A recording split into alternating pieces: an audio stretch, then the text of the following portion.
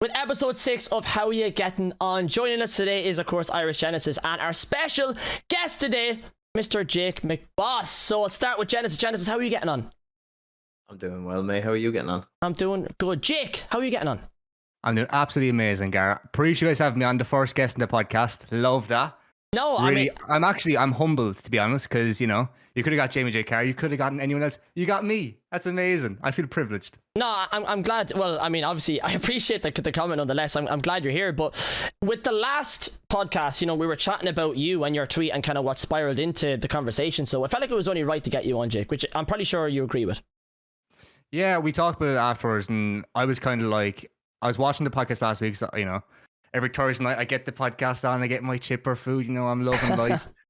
No, genuinely I have for the last like 5 weeks. Amazing. I love it. Appreciate But no, it. I was watching it last night, and I was or the last time, and I was like, okay, because obviously my tweet was the main like point of topic, and I kind of just felt like I wanted to get my opinion across more so, because I don't want people talking for me, and I don't want people talking in the chat, oh, like he meant this, or like misconstruing what I said, because with Twitter, with 240 like characters is all you're allowed in Twitter. So it's like I'm not ever gonna really get my full opinion across on 240 characters. So Yeah, no, of course. So yeah, Yeah, it's so, good to, like- come on. Like, that's the thing, though. Like, so obviously, like, a lot of people already know who you are, Jake. So when you say something in the com, especially on Twitter, like, it's going to get seen by a lot of people, and everyone's going to have different reactions in a sense. Mm. Like, for you, like, when you're getting these kind of reactions to these tweets, do you like to like level up the positive and negative, and like, would you respond to both, or would you be like the negative comments you're not so much into as you would like respond to positive comments? No, I say it as it is though. Like I think a lot of people, well, some people in the chat last week were saying that I was doing it for clout, or it was like a drama tweet or something, or trying to spark something. I only ever tweet stuff because I feel that's what I'm feeling, or that's what I want to talk about. If you look at my private Twitter accounts, blah blah, like I only tweet what I actually think and what I perceive to be like my full knowledge on something, and that's what I was trying to portray in that tweet. Like I'm upset with Irish content creation. I'm upset with the standard of it. I'm upset with some people acting entitled about, like, they want everything without putting in any work, and that's kind of what I was trying to put on there. And then we're gonna talk about in this podcast about the esports part. That's kind of what I was talking about with Legion. It's just the esports part. I wasn't talking about like content creation or anything like that. I was just talking about like the esports part and like how they can kind of develop that, and other companies in Ireland that can kind of take Irish esports, kind of put it on the map almost. But in terms of Irish content creation, I was kind of like, the content creators who were like, oh, we never get an opportunity, or I never get an opportunity, or the system's rigged, or no one ever like watches my stuff. Why aren't they watching me? And it's mainly because they don't put in a lot of effort, or they're working a part-time job, or they're going to part-time education, and they can't put 100% in. And my whole point of that tweet was like, if you are not putting in 100% effort, if you're not giving it your 100% all to be better than the people who are doing really good, you can only be as good as the people who have already set the standard. You can if you put in the hard work and the dedication, you can achieve anything. You can achieve anything you see other people achieve, and that's facts, in my opinion. Yeah, and I think that's fair. But for anybody else listening in right now who needs a bit of context, I'll basically set the tone for you. So last podcast we were chatting about Irish content creation, and I mentioned JakeMcBoss putting out a tweet saying that he wasn't happy with the Irish content scene in esports in Ireland, and how people need to basically step up their game. And there was a couple of comments about it of people kind of agreeing with it but not really having a solution. So that's what I took me and Genesis took the topic on, and we had a kind of debate about it, and we kind of picked both sides of it. So basically, if you listen to the last podcast, Jake, who we have with us today, is the guy who made the tweet, and we wanted to give Jake, you know, a platform where he can speak openly about it, and like Jake said himself here, not be limited to the characters on Twitter, and to actually give the full in-depth details. So Jake, I'll let you set the tone right now. You put up the post originally. How would you summarize the Irish content creation and esports scene right now? It's so interesting, because I actually learned a lot from the podcast you did last week. I learned a lot of people's perspective, especially Jamie J. Carr and other content creators during the chat. I experienced what they were talking about, where they were coming from, their narrative.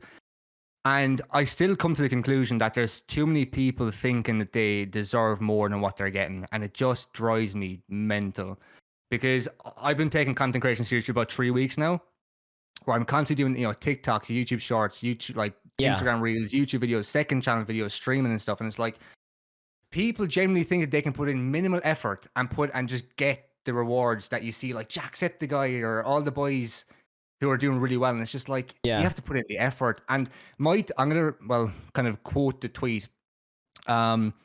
I basically was fucking horrendous, and then backed by piss poor companies with no knowledge what the public wants to see. Now, people thought immediately what I was talking about was Legion Esports, which I don't think I really was. For the most part, I was kind of just talking about like on TikTok and on Instagram mainly. You've content creators like Lauren Whelan. I don't know if you guys would know her. She's one of the Yeah. biggest influence, and she was just getting like deals with companies. And I'm just like, do the company know what they're doing? Like, do they know where they're putting that money? Do they know what she does and the audience that she has and stuff?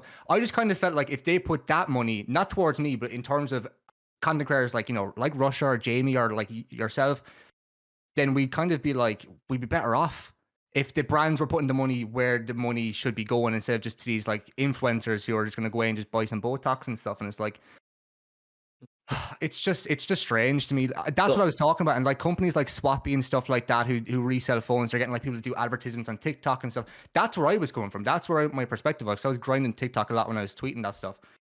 And so in the regards to like, just stop you before you continue. In regards to like, obviously, you're saying about your tweets, you are a very opinionated person, and you speak your mind, which is really good. And I always say about, especially with tweets, people are too quick to jump on the negatives and narratives before actually think to themselves, well, does he have a point? Maybe that's his opinion, so on and so forth. So in regards to the obviously the Legion esports thing, where people like automatically thought, okay, that's one of the companies you were talking about. If obviously I want to go more in depth to this part with the Legion esports, what do you feel they are doing wrong in regards to what they're doing right? Like, I think so. Just to comment on that, I think it's very important when you see a tweet to take away both, try and understand where the person's coming from when they're writing something, and to also take. I think what's really, really missed out on in today's society and culture, and I was talking about this in a video I did yesterday about cancel culture, is people will look at what they want to see in something. So they look at my tweet and they'll be like, okay, he's talking about this company and that's where we're going to go. Oh, They have their own narrative looking at a post. Yeah, I get you. Exactly. Yeah. So they'll try and get their own, like, I just think if anyone could look at my tweets or tweets in general and be like, okay, try and get where he's coming from, where am I coming from, what are people saying, and just come up with your own conclusions instead of just looking at a tweet and being like, oh, he's saying that about this company. Oh, let's, people need to form their own conclusions. I think that's honestly one of the biggest fears of like education at the moment is everyone's just kind of like in line. Like if you think about education, yeah, I don't know what you think. You're a bit older than me. That wasn't even a joke. Dropping that line already, Jake. Here we go. We're starting off. Yeah, Go on. Yeah. But no, like the education system is a bit fucked. Everyone kind of flocks towards what's normal, and they kind of go towards what's acceptable, because no one wants to get bullied, no one wants to get picked on in schools. They'll always go at what kind of is already set in stone, what's the standard. So people don't really think for themselves. People never really like question authority and stuff. And I find the people who do that are probably more creative people. The people who question society and question normality and stuff and kind of take their own conclusions and make their own opinions are probably the people who will probably do better in life, but wouldn't be suited to like 9-to-5 jobs or stuff like that. And what I found with college as well, like specifically, was people were way more woke. Like the people who went from like the people who are like really smart, well, not smart, but well, they can be smart, but mainly like book smart people who are very good at like exams and stuff. They'd go on to third level education and they're very woke now. Like they're very far like left wing. They're very radical. And like, I'm not gonna say on strings. I know what I can and can't say on Twitch, but like like the LGBTQ stereotypes and stuff that you get from like college students. It's like everyone's like standing up for each other's rights and stuff, and it's like. I just love for people to like listen to both sides of an argument and come to their own conclusion on where someone's coming from. If they have a different opinion, try and absorb that and come with your own conclusion. I think what's very important as well, and I get onto Legion, so I know I'm kind of rambling, but no, go ahead. The thing for me before we go on, Gara, in my opinion, like obviously when we went to school, it was different to what it is now, 100%. And for me, I feel like back then we could be ourselves and we would always have a different opinion. But I definitely feel like Jake's on the right path there when he's saying woke, as in a sense of it seems to be like what we'd call it, following the sheep in a sense, when someone with any sort of like popularity or any sort of like, standard on socials now, everyone kind of just like, I'm going to say it, sucks dick in a sense. Yeah, I get what you're saying, but I'm going to play devil's advocate here because like you put up that tweet, Jake, and obviously you're coming from a standpoint where that's your narrative. You were expressing how you're feeling, which obviously you're allowed to.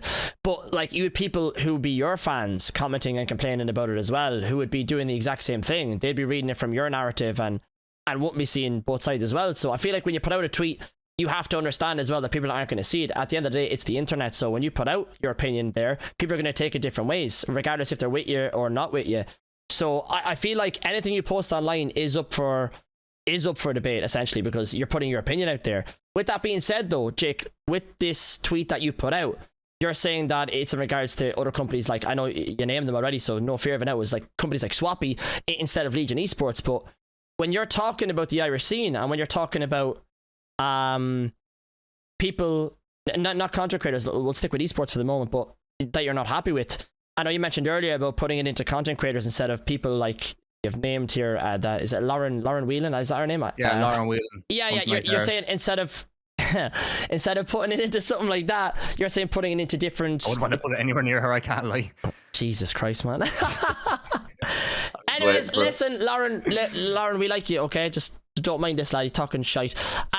Anyways, Jen's happily married. He likes a nice blonde, but he's happily married. Okay. Okay. Jen's taken, even though he's incredibly handsome. But listen, so yeah, Jake, Jesus. What it boils down to here is you're saying that people should take it from your narrative, but the internet is a shite place. There's a lot of people on it who don't understand your narrative. So when you put out tweets like that, naturally you're going to get different opinions. With that being said, what is your full explanation of that tweet, so that there's no question of narrative, there's no question of opinion? You're saying you were limited with the text, so what do you mean in full? I think first of all, what I mean there by the narrative is you can look at my opinion, and then you can look at Gara's opinion, or you can look at Jamie's opinion, and you can get your own opinion based off of everyone's opinion.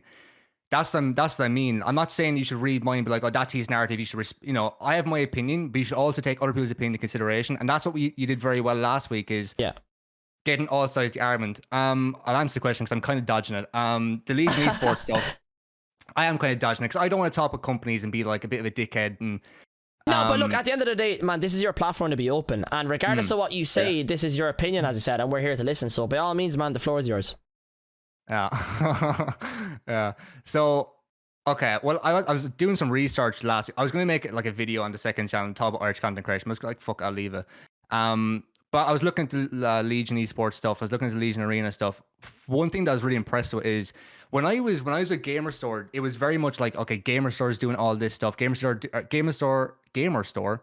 Not gay store. Jesus, that's not the right thing. All right, Jay, come on, wrap it up. Keep it going. Okay, I will wrap it up. So yeah, no, when it was GamerStore, I think GamerStore is like affiliated with Legion now, isn't it? You have to correct me. Yeah. So here's the deal. So basically, there's been a separation of sorts with Legion. So Legion Arena GG has now taken over all of the kind of tournament and content creation side of it. So GamerStore is now its own entity, and now all the tournaments, the creators and their content, and then Legion Collegiate, which is obviously the college esports, are all running under Legion Arena GG instead of associated with the actual GamerStore, which is obviously where people buy their gaming gear. Yeah, I like that personally. I think it's very difficult for any company to try and nail three different genres, kind of like, so you're trying to nail like the gaming audience, trying to nail the competitive like esports, and then the content, and it's like me and Jen have both worked in esports stuff, esports orgs. It's very difficult to balance competitive and then balance content. And it's like, personally, if I was the Legion, I'd be trying to work on one of them and try and perfect one of them, and then go on to maybe content. Personally, what I would do is try and, because I think it's hard to say from my opinion and my standpoint, it would be easier to work on the esports side of a company in Ireland, because I feel like it's very much, I don't see many companies, if any companies, in Ireland that's doing gaming tournaments or LAN tournaments, or it's like open field, tournaments. So there's definitely an avenue for a company to come in and take that space, which is I'm encouraging. But my thing would be, at what point does that company then become an esports org? Because you're basically doing content creation, you're doing the esports stuff. I just think it can get blurry. It's really difficult for me to describe this in words, but like, I think content, business, and then esports altogether, that's an esports org, but it's not an esports org. Yes. No, I get where you're coming from.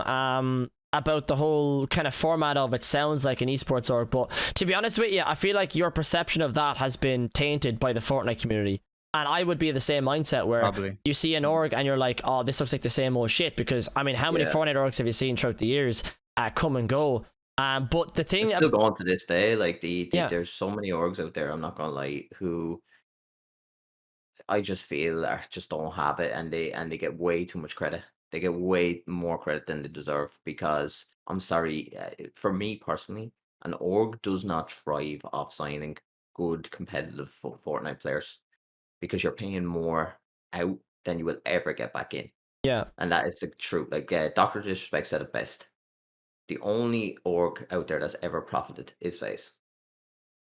yeah, because And even Yeah. I was playing Higher Lore, great game by the way, fantastic. They only have like 15,000 people search up FaZe every like whatever 30 days or 60 days or something, whatever that game's based off of. 15,000 people looking up FaZe is fuck all. And to see that they're like the biggest org and they're making the most profit just kind of shows how not dead the industry is, but there's a lot of people, like, you know, Guild is owned by a company, like a company with a lot of investment. It doesn't feel like right now it's a profitable thing to do, which is kind of where my standpoint comes from, where when I look at Legion Esports, I see them spunking a lot of money into tournaments. I don't know where that money's coming from, so it's not really up to me. It's not my business. But like, okay, when it comes to I've absolutely like I'm kind of rambling. I feel No. I feel like you're coming at a point where you feel like the money being pumped into these tournaments, okay, that you don't know where it's coming from. I don't know where it's coming from. Okay. I don't think it's up to us to like. I don't think we have a right to be like where it's we coming haven't got a from. right to say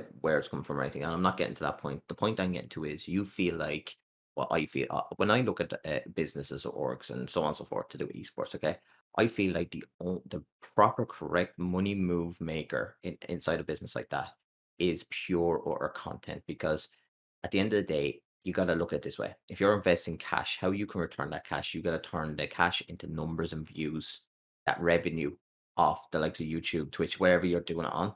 It needs, and so the money you're pouring in needs to be on a level of content. Like, because if you said to me, would you rather watch 6 boys like Gara's doing with Lad Nation? Okay, say he has 5 or 6 lads and they go and do some funny shit on a fucking island or whatever the fuck it may be. Yeah, would I rather watch that, or would I rather watch a Fortnite pro cranking 90s at creative? Let's be realistic about it. You're going to want to watch Gara and the boys, and because it's actual content. Okay, that's how I feel. Not everyone's going to feel like that, you know what I mean? But in my sense, it's like it's obviously down to age. It's obviously down to like so maturity comes into it. It comes down to so many different factors in a sense. Do you agree or disagree, Gara? Yeah, so I think that's a really good point, Jenny. But once again, I'm going to play the opposite side of it here, and I'm going to say, right, realistically, if you're saying, Jake, that the Legion should pour money into creators instead of tournaments, what creators are going to justify the views that are going to bring in money? We don't have any creators. Yeah, that's exactly the point. So obviously you can judge the format of how it is, and don't get me wrong, in the Fortnite scene, man, it's the same. I'd be judging it as well, being like, why are they signing pro players, or why are they doing tournaments instead of giving money to the creators? But we don't have the creators here that have that actual viewership that can potentially come back to the company, whether it's through ad revenue from views, whether it's through output of sales. You know, if a certain amount of people watch the video and you're promoting an item or whatever, that you're actually going to get that back in some way, shape or form. It's very unrealistic to judge those numbers when we don't have the creators in the country who are on that level. So I feel like... Do you feel like the creators don't have the backing, though, Chris? As in... No, I don't mean no as in they don't have the backing. I feel like the creators create their own realm, essentially. Like... Okay, so if let's take an example, right? If I was to turn around to you, Chris, right? Say I owned a big company, yeah, an Irish company, so to speak, yeah, and it was evolved around esports, right? And I wanted to focus on content creation more than professional players, in a sense. Okay, so if I look at this and I say, okay, Chris, you're on Twitch, you're on YouTube, you're on TikTok, so on and so forth. How can we boost you? So if I was to invest a lot of money into you, where you were able to use that to boost your brand and boost you as a self, boost your ideas, do you think that would not elevate you as a content creator? Yeah, it would, but that's a big gamble. For example, it is, but it's a gamble putting shit tons of money on Fortnite pros. Yeah, no, that's true. And as I said, this is why I said I'm going to play the opposite side of it. I'm not saying that's my side. I'm saying I'm playing the opposite side of it. So if you're a company and you're looking at this from a neutral standpoint, it's like, right, let's say Jake is there and I'm like, right, I'm a company. I can either host a tournament for €500 in a certain game, and I'm going to get follows by it, I'm going to get live viewers, and I'm going to get potential companies coming in to promote this, which is exactly what Legion have done through their own events. Or I can invest €500 in Jake to pay for an editor for him to make 3 videos, 3 or 4 videos, high quality, and I can possibly, some of that money can go towards like him getting to a place or this and that.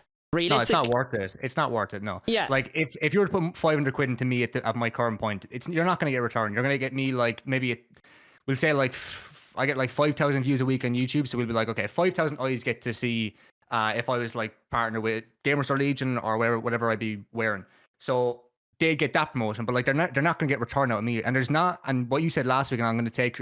I kind of like changed my opinion a little bit. There is no Irish content creator that justifies giving them a lot of money and being like, here, go away, make content, do all this and do that. Yeah, 100%. It's really difficult. And that's what I'm saying with Irish content creation. The whole average, I think the average content creator is shit. And that's going to be controversial. No, go for it, man. It's your opinion. The average content creator in Ireland is absolutely fucking wank. Everything...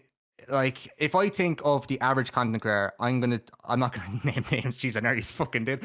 If the average content creator, 10 viewers on Twitch, they're rocking up a Trust gaming equipment, they're streaming with their 3 monitors and their Elgato key lights, and they're just vibing. They're great. But like the average of content there is not great in terms of like their personality mightn't be there, or what they mightn't be good at the game. They just mightn't be entertained, but they have all this shit and they think they're a professional streamer. And they just sit on that and they're like, oh, well, I have all the equipment to be, I have the equipment to be a great entertainer and a great streamer. Just look at my stuff. Look, I have a lovely microphone. It's great. But no one's watching. And then they start getting fed up and they're like, oh, no one's watching my stuff. Why are people watching Jen play CMG and he's barely talking to the chat and he's talking in game? Why are people watching him over me? And he's like maybe 50 viewers at the time. And they'll be put down because, look at what I'm doing. And it's like... Honestly, bro, the average content creator in Ireland is terrible. I don't know what you both think of that. Yeah, I feel like it's for me. I'm hoping you agree. Gara, for me, I do agree in a sense. Like I think I've said it, and I said it to Gara before, and I said it on the podcast. There's content creators out there, in the Irish scene who, in my opinion, are dog wank completely, and then there's guys that are absolutely amazing, and they don't get the credit. They don't get the credit. They don't get the numbers. Like, being honest, right? The amount, and I've said this to Gara before, the amount of time and effort and work ethic Gara puts into his stream, into his looks, into his all of it. Okay, his numbers do not justify what he should be getting, in no shape or form. In my opinion, he should be a lot higher. I get that's Irish fucking content. See, I get where you're coming from, but like for me, I don't look at my, and this is where I came off of the tweet. This is why I was on the opposite side of a lot of the views that people had in Jake's comments and stuff, was that reflects on me personally. Obviously, I appreciate the compliment, Genesis, but I feel like my viewers at the end of the day is me. It's not the scene around me. If I want to get more viewers, I need to do different things. I need to be innovative. I need to have my own ideas and this and that, and that reflects me at the end of the day. And I feel like that mindset is what you can slip into, being like, man, like what Jake said, dude, I got this mic, I got a Go XLR, I got a Stream Deck, I'm playing fucking Call of Duty, why am I getting viewers? And it's they think they're doing everything right, don't they? They think they're doing, like, everyone thinks they're formally with streaming on Twitch. They think, oh, if I have all this stuff, I'm set. Like, I'm absolutely vibing. And it's like they neglect a lot of, like, the entertaining part. I completely agree with you. Like, if you want to grow, I think if you find your niche on Twitch, if you find what you're good doing. You like doing podcasts? Let's do a podcast. You know, it might be shit for fucking 2 months, but, like, it'll pick up eventually. Like, and if it doesn't, you can't blame the system, or you can't blame other outsource or outside opinions. It's down to you. Like, if you want to make it, you have to fucking put in your time and your effort into your craft. That's all I'm saying. Like, the average creator is shit, but they need to put in the effort. They think the effort they're putting in is enough when it's not.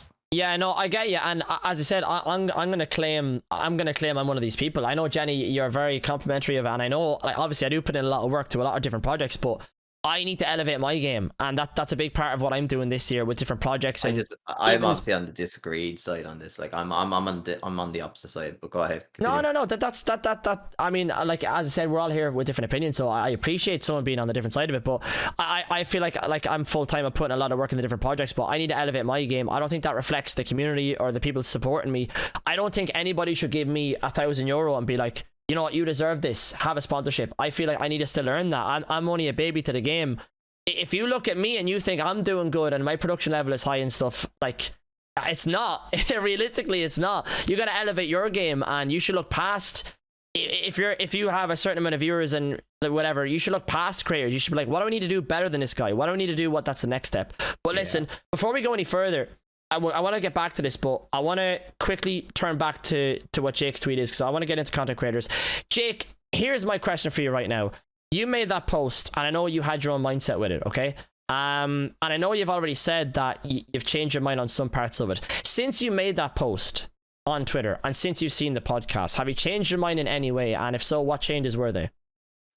I think it's very important as a person to be open to other people's opinions and be able to change. And I'm never going to sit here and be stubborn in my opinion. And if I can learn something from the two of you tonight, or from people in the chat, or from outside opinions, I'm going to take that on board. And I've already done that with a lot of the stuff that I've talked about in that tweet. And I've been limited on Twitter for the last week, so I couldn't even like reply to that or like be like, oh, my opinion's changed, blah, blah. When I say my opinion's changed, I feel like I gave Legion a bit of a bad time. And even when we had a call last week and I was kind of talking with them, they're trying their best, like, and they're putting in a lot of effort. And what I think people misconstrued with my tweet is I was aiming a lot of my anger towards shit creators who were getting paid a lot of money to do shit fucking content. That's what I was looking at. And people, especially when I said not bullshit companies that do fuck all but lie and throw money at creators, I for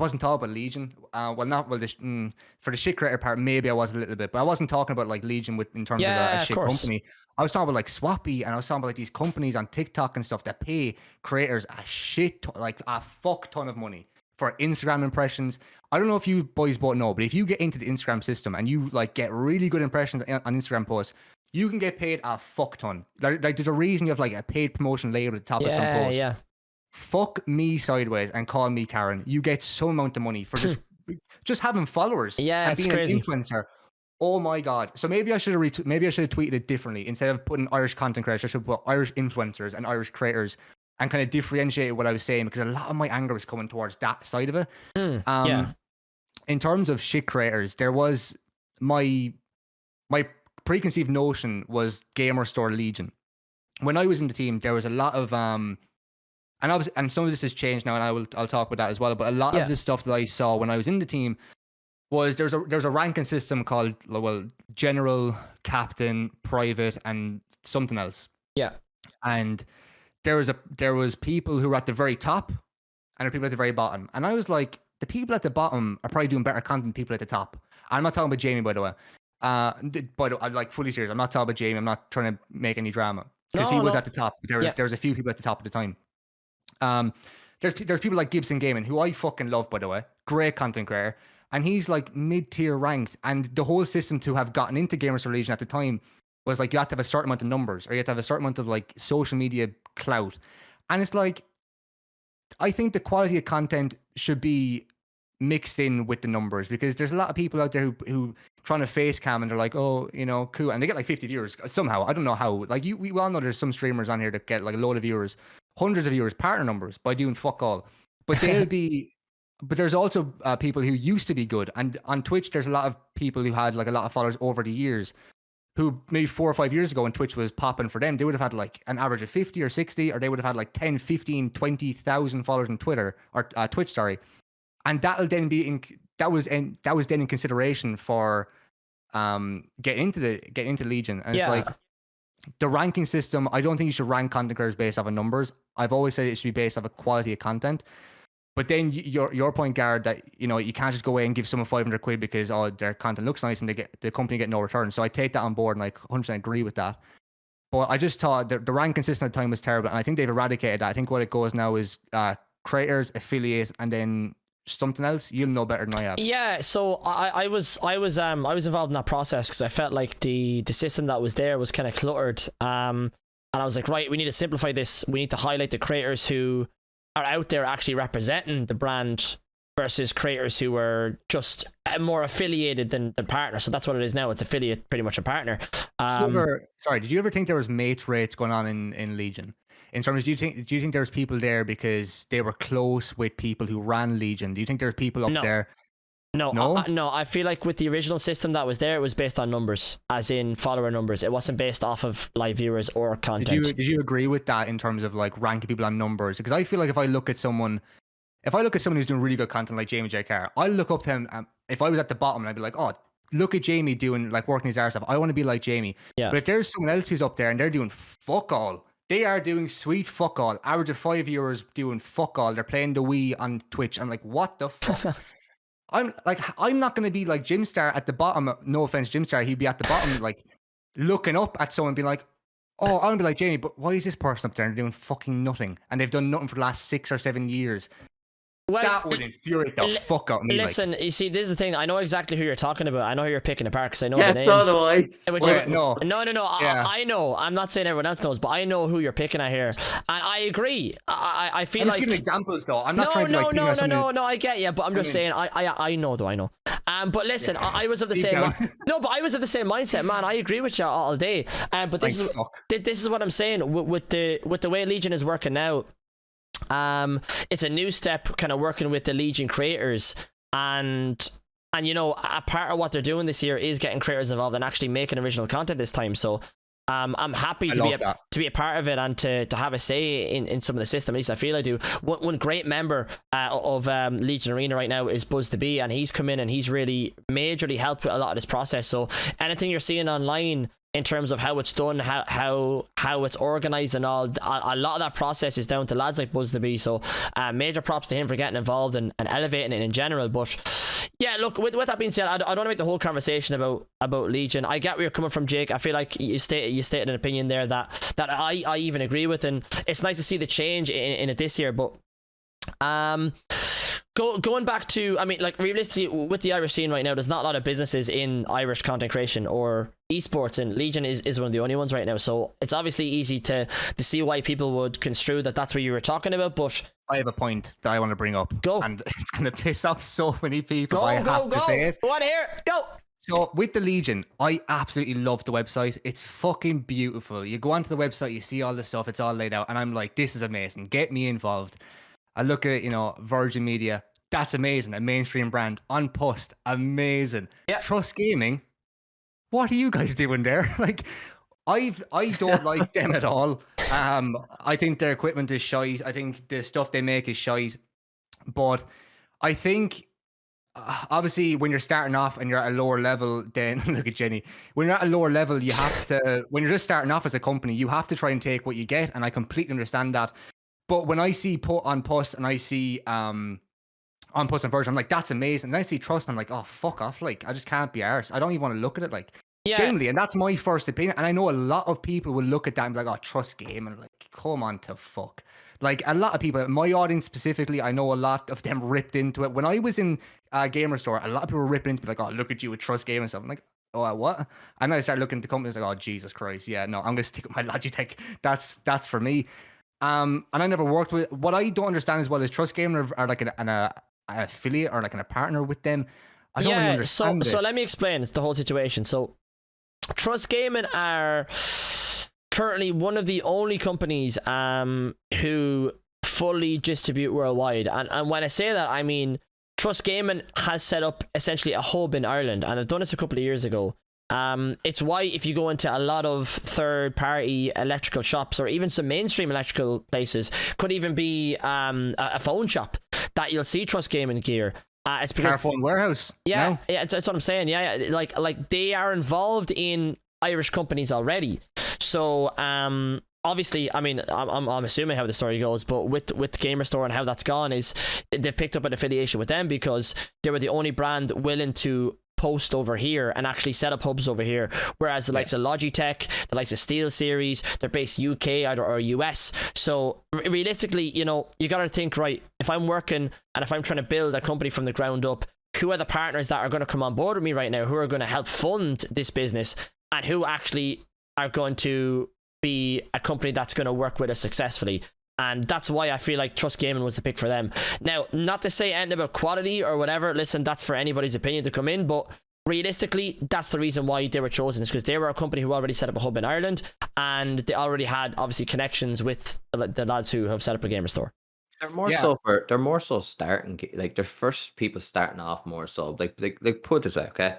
When you start off streaming, okay, you're more than likely going to be a young kid, okay, when you're starting off. Now, not every family has shit tons of fucking money to splash out on Logitech and Razer and all these other top brands, okay? So we have to take it into a balance of consideration, okay? I look at this and I think to myself, okay, hold on for a minute. We've got a company here who have products that will work. Okay, they may not be the best of gear in my opinion. That's okay. That's my opinion. I had when I first very started with mouse and keyboard, I started off with Trust, the mouse and keyboard. Now, obviously, now I've upgraded as we went along. But when you're Yeah. first starting off, you don't know if you're going to make it as a streamer. You don't know if you're going to make it a content creator. You don't know if you're going to do gaming for more than a period of 6 months, let's say. So, Yeah. in my opinion, having a brand like Trust is good balance because it is cheap and cheerful, and it does what you need.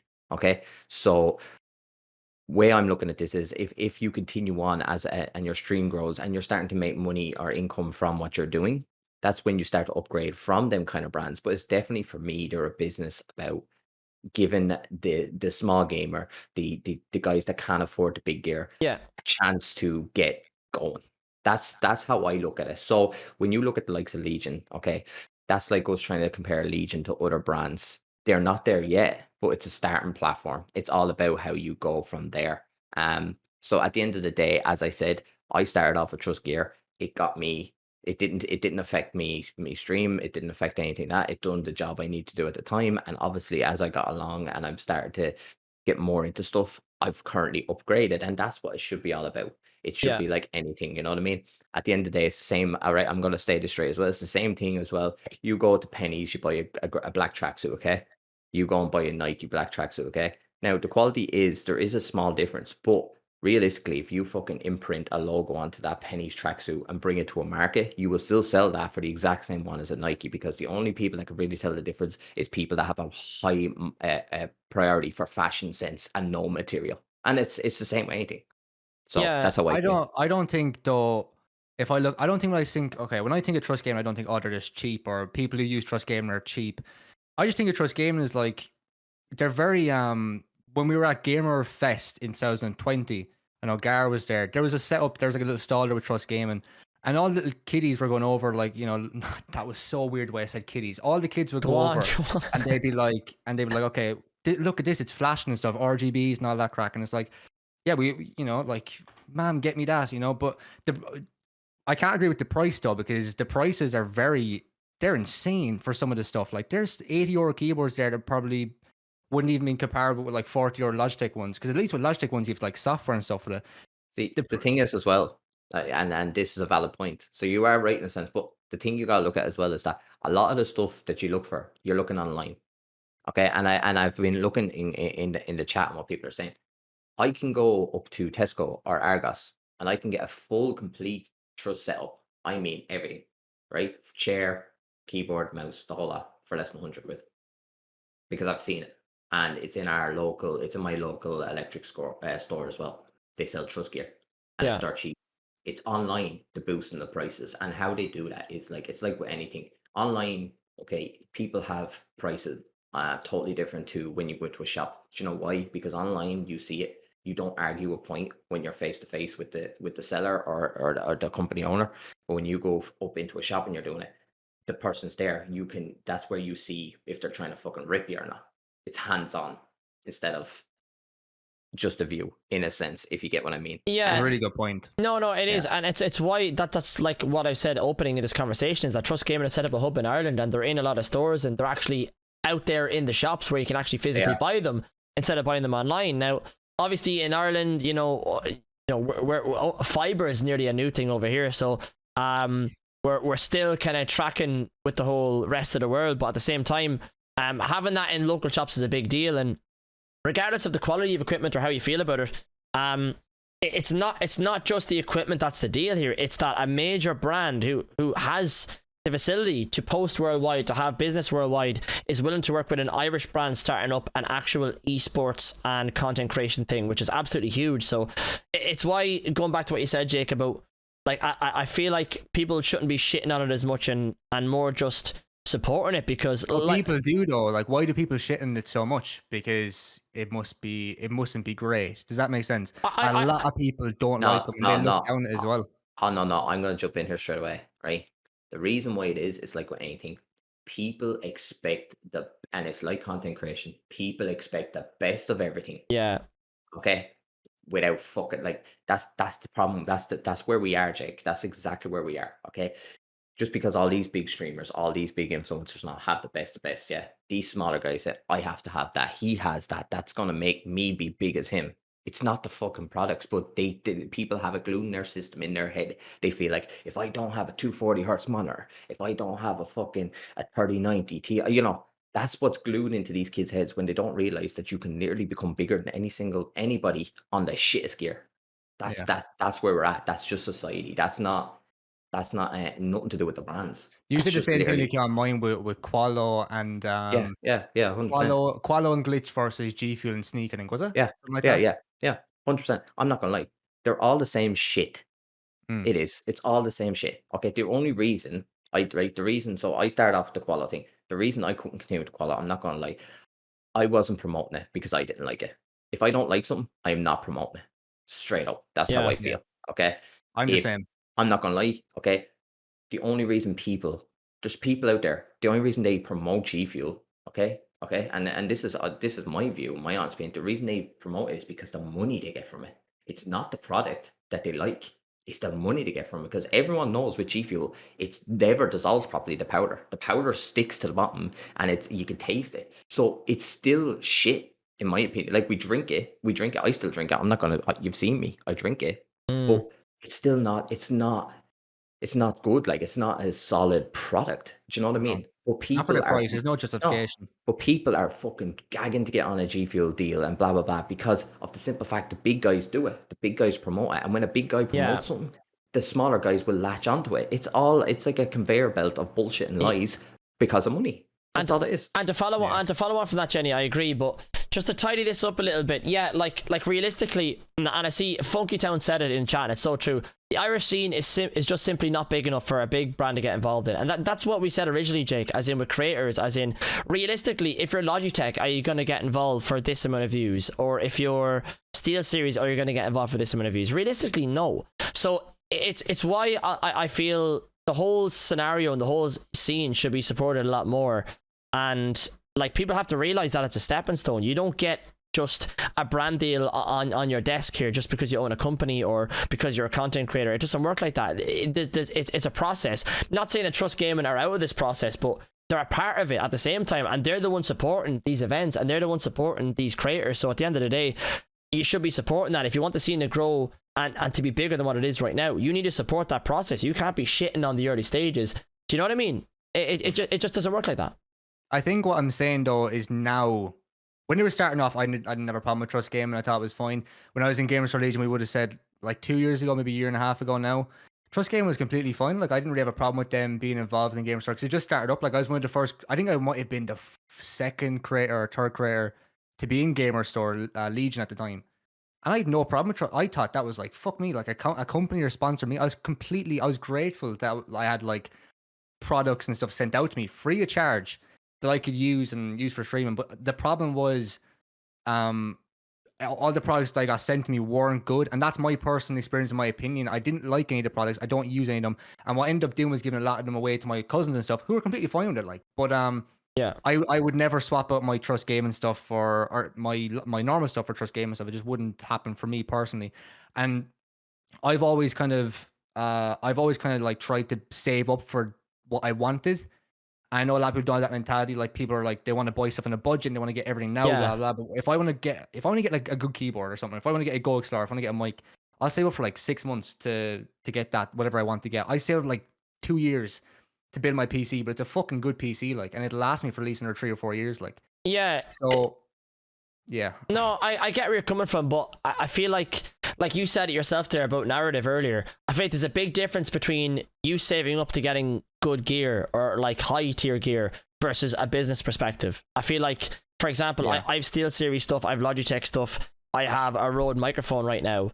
You know, like I have high end stuff. So realistically, the audience for Trust Gaming to me is very slim, because I already have high range stuff. Like you're saying earlier, you feel like creators are getting this high end gear, and even like you said yourself there, you'd be some of these people who would have decent gear and you wouldn't look at Trust Gaming. But that's not to say that this business isn't viable. I mean, they're there for a reason, and they're getting involved for a reason, because they're trying to promote themselves, they're trying to do business. So like with us as a content creator at a mid to high level of equipment, not content but equipment wise, we're not going to look at that and be like, oh yeah, that's great, you know what I mean? But for the small people, maybe for the kids who are trying to get into content creation, Trust Gaming is going to be a great outlet for them to get their own gear and to start a partnership budget. I agree completely, Gara. I appreciate, like, honestly, it's companies like Trust that I appreciate the fuck out of. I really do, because at the end of the day, as I said, my young lad, that's where my Trust stuff is. My young lad uses the Trust Game Board and all that stuff, yeah. Because I'm not going to go out and I'm not going to give my young lad fucking £200-300 fucking keyboard, a £200 fucking mouse, because I don't know whether he's going to be arsed with it in 6 months' time. I don't know whether he's going to get into one of his fucking kiddie rages and fucking smash the thing to 1,000 pieces. You know what I mean? So, like, for me, they are extremely valuable in the sense of beginners, starters. I'm going, and I don't like that's being real. Okay, if you're a beginning gamer, if you're a beginning content creator, if you're a beginning fucking, I don't know, editor, whatever, you know, you need a mouse, a keyboard, Yeah. or whatever, or whether you need, you know. And I'll be deadly honest, my camera right now, because my new one hasn't came, is a Trust camera. That's a Trust camera, and that's and it does me perfectly fine for the moment. Now it's not the best quality, and I've already established that. That's why we're going for a new one. You know what I mean?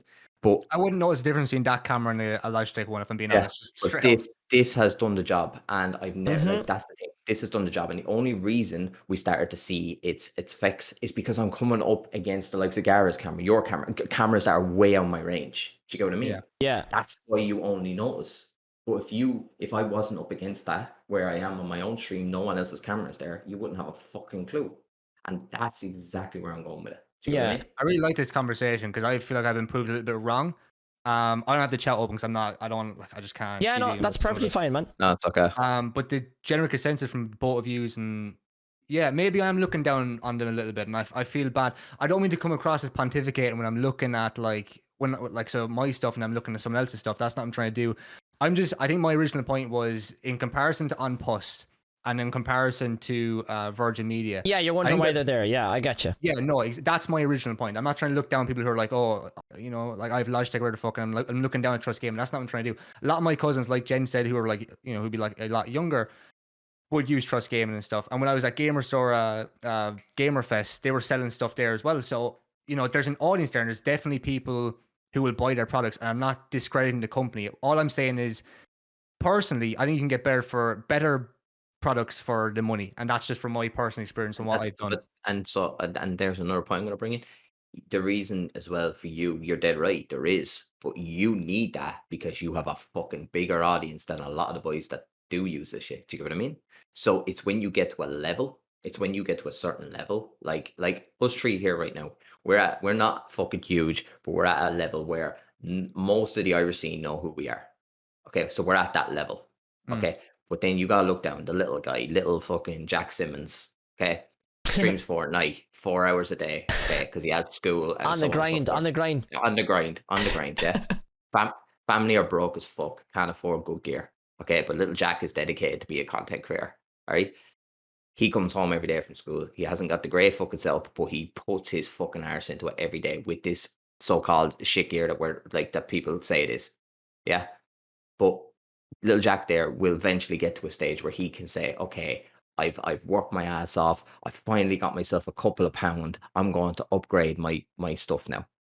And when little Jack gets to the levels of like where we're at, where people do tend to know you now, he can afford that good gear. But he'll always have in his head, little Jack will always remember, I started with that shit, and that shit got me to where I am now. We've all been there.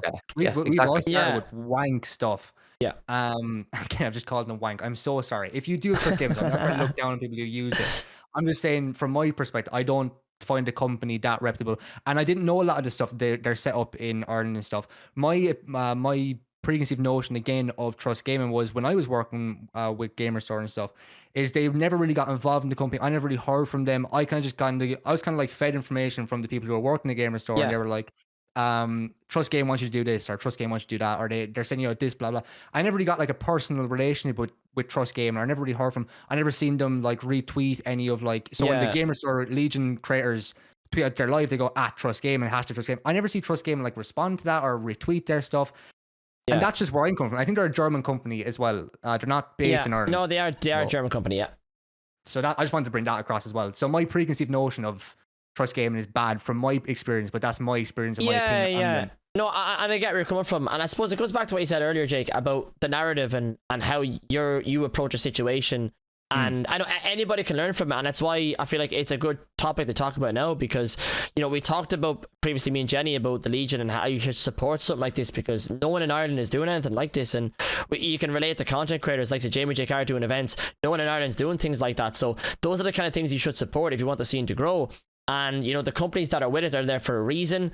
So I feel like once I hope some of the knowledge, anyways, at least from the stream, is it has an impact on some people who maybe had a negative insight on Legion or Trust Gaming or any of the sponsors involved. But there's a reason why they're there. At the end of the day, it's a company trying to grow. So I feel like you should be all there for it. But moving back to the original topic here, we talked about sponsors a lot and the business side of it a lot, but Jake, I know you have a lot to say about content creators.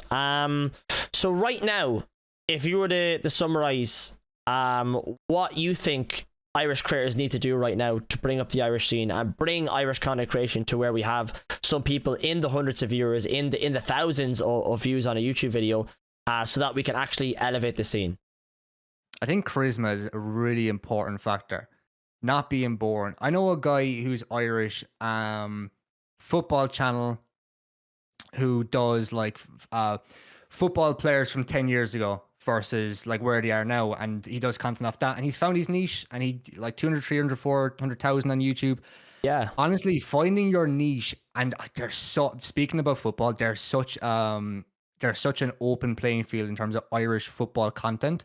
Holy fuck. If you could be like the Chris MD of Ireland, where you could do like football challenges or hurling challenges, hit the crossbar challenge, stuff like that, because it's not being done. No one is doing it. If you're like 15 or 16, that's the type of content I'd be making personally. You and your mates just making football content after school, where the fuck, or going to League of Ireland games, or going to Premier Division 1, where we're like Treaty United and all that. And like what Benji does. Benji does content based on all the games. Yeah. Benji has such a bright future if he can keep doing that. Like, it's unreal. Because I don't see a lot of people doing it. There's a League of Ireland channel, and they have like 12 or 15K, but that's not huge. Like, I'm not going to sit here and be like, oh, that's crazy numbers. But then you have to look at, is there enough of an audience there in Ireland to focus on that, the League of Ireland stuff? Because a lot of people in Ireland, they'll gravitate towards the Premier League or the Champions League and stuff. Again, the best of the best. So it's like, if I was a small Irish content creator, it's all about finding your niche, like finding what people aren't doing, taking ideas from other people. Mr. Beast, a prime example. There was stuff as well with the Sidemen. I remember I got the Irish Gogglebox idea from a guy called was it Jack? I think it might have been Jack, mate.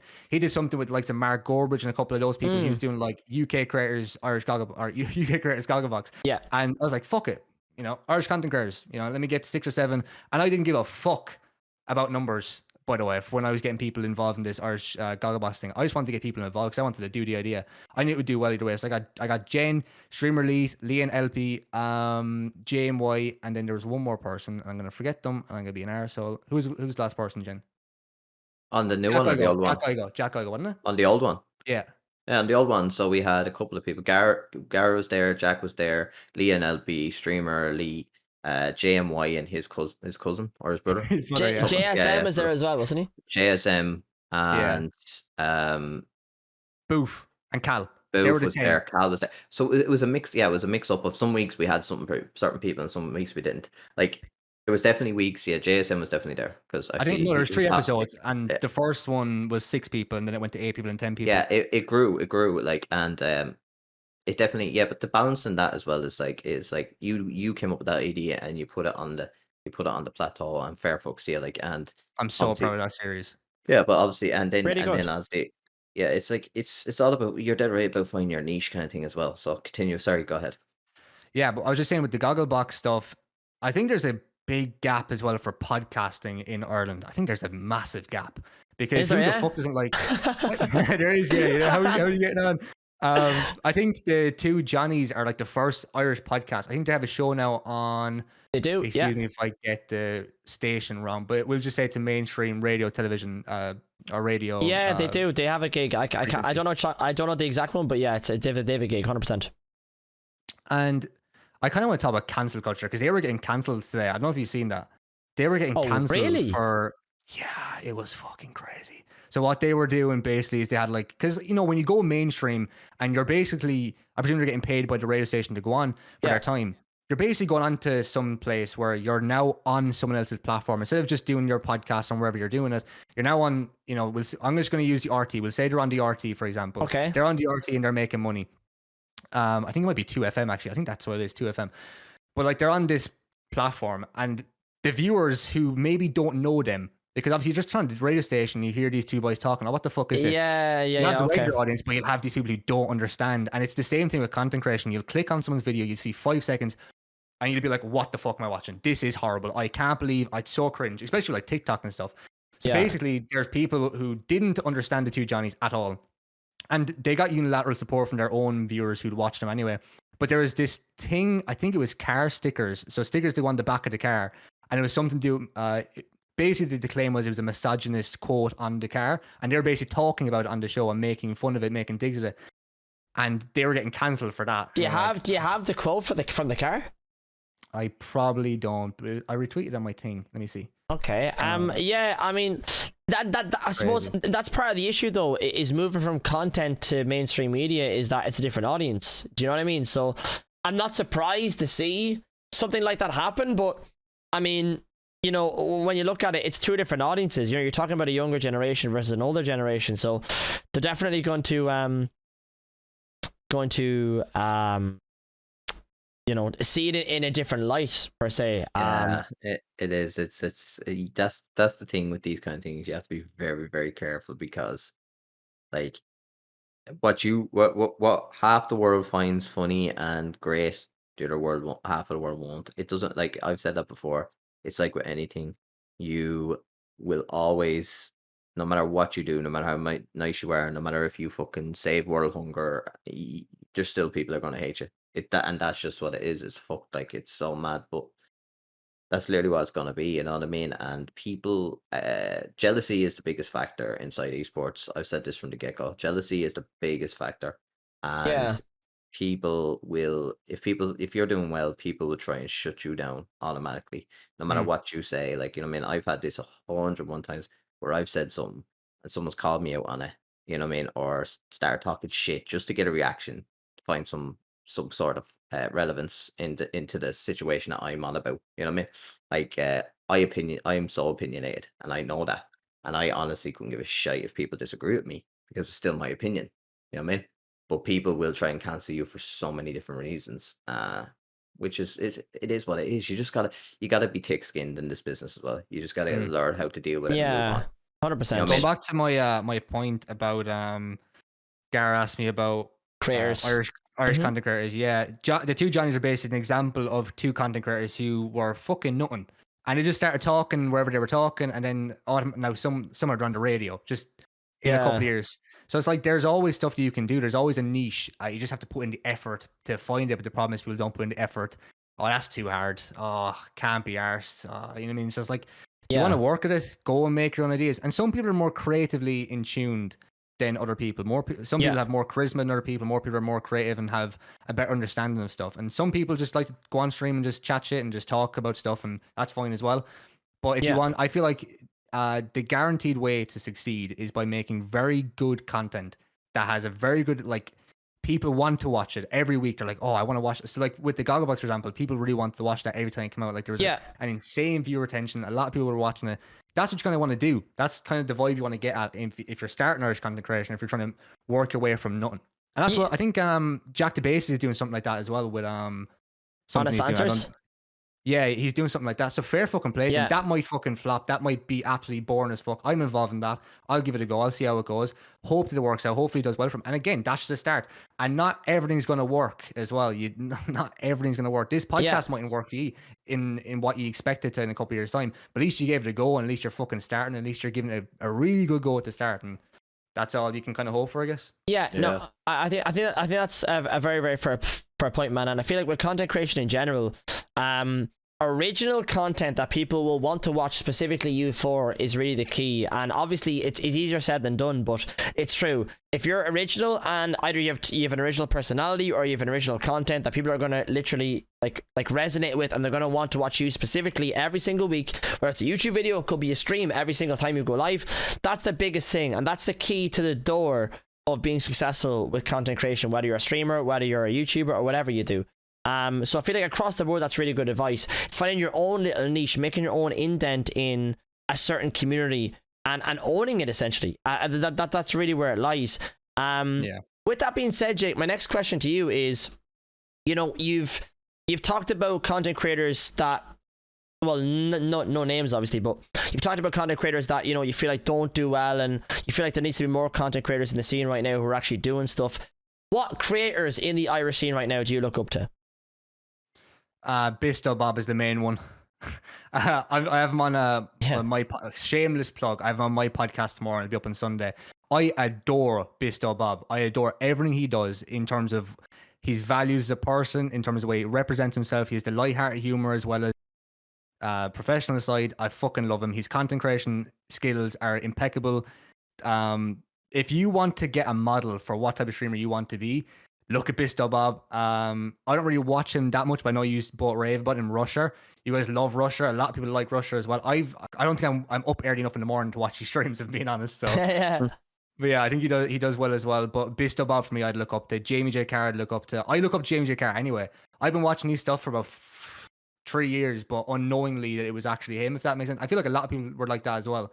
You watch some of his stuff from 5 years ago. Yeah, I before I even came near Twitch or even YouTube or anything like that, I actually spotted Jamie on Facebook, like, because I'm old, you know, we all know that. MySpace. So I was back on the old Facebook videos, you know, and that's where I first found Jamie's videos, because people used to share them on Facebook, and I watched it and I thought, this lad's a funny bastard, like, you know it, and that's where it went on. And now sure, literally I've hugged the cunt in the whole lot, you know the bid. So it's crazy how I went from dead looking up to someone and finding them a funny bastard to actually be chilling with them and having a pint with them, you know what I mean?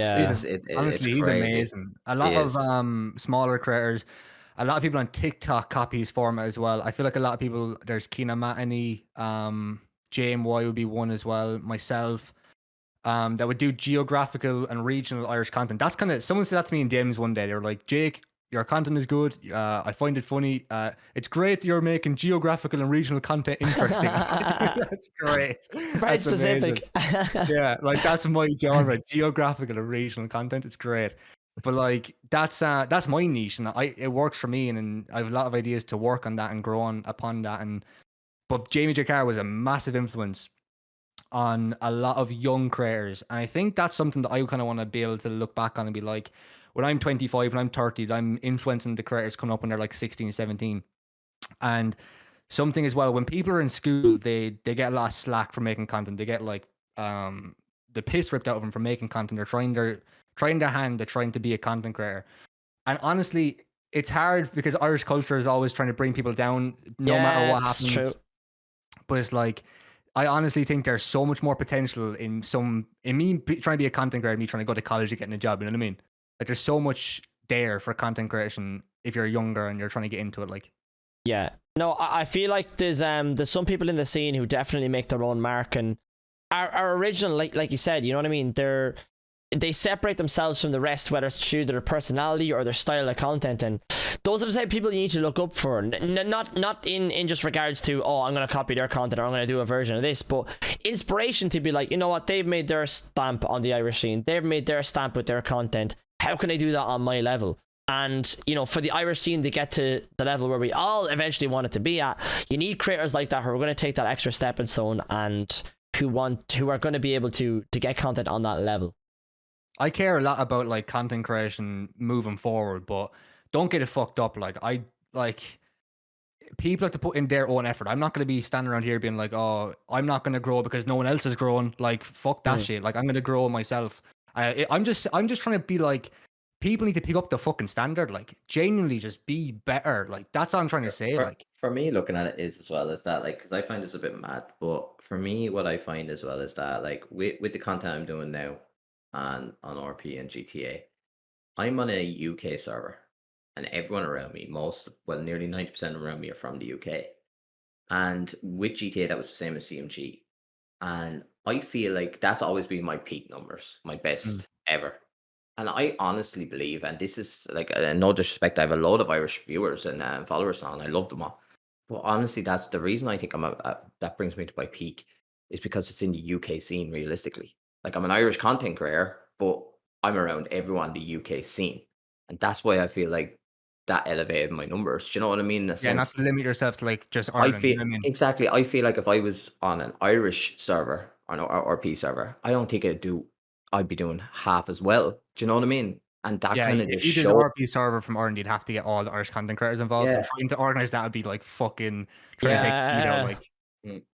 But I definitely feel like that's where it's like the UK help you, like that. The UK content scene is bigger than Ireland, so that's where I feel like it comes from, Yeah. that balance in a sense. So yeah, with all we talked about Irish content creation, Jake, obviously you've given your opinion on it.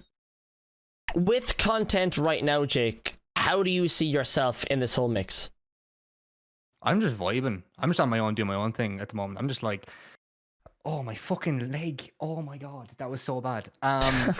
No, but with my content, I'm just trying to do what I find entertaining, and I've built up my own audience of like geographical and Irish regional content. It's great, but it's like I like doing the news stuff that I'm doing, like the news stuff that I'm doing that's new to me. Like, I'm doing stuff like, you know, This Week in Ireland, or what Ireland is doing now. Actually, Adam Redman was the first person to start that as well, like 2 years ago, or 3 years ago. That was a great series. That was great. That was really something that a lot of people took inspiration from. And it's just stuff like that. He would have taken that from like Will and E in the UK scene, and then made his own adaptation to it. And it's just stuff like that. Like, I like doing the podcast once a week. That I'm trying to get my fucking best to get everything back going with that, in terms of getting creators on and getting people on. And my so after everything that happened, my cancel culture experience last month, it was about a month ago now, I kind of set up like a 4-week plan. It's so weird, but like the first week was like, okay, clearing everyone out of my system and getting new people in, and just trying to be around people that are like-minded, but people that can keep me grounded and just kind of be just rub off me in a good way. The next week was all about TikTok. I want to fucking nail TikTok and be one of the biggest Irish creators on TikTok. I don't care how it happens. I'm going to do it. And then the next week was like trying to get my YouTube content and the TikTok content both going at the same time. And now I'm on the 4th week, where it's kind of like I'm trying to get the podcast back going again. So I've done everything so far. So at the moment, I'm just trying to get my podcast once a week on top of my 3 weekly uploads on YouTube, and then just try and push TikTok and shorts and stuff. That's where I am. I'm working my arse off as a full-time content creator, and I'm fucking loving it. It's amazing. Yeah, no, that's really good, man. And I'm glad that you're taking this seriously, at least at this moment in time. But going back to what you said there about the kind of recent kind of controversy, I know we obviously chatted about it on stream and we went over it briefly, but do you want to explain to anybody maybe listening right now to kind of what happened?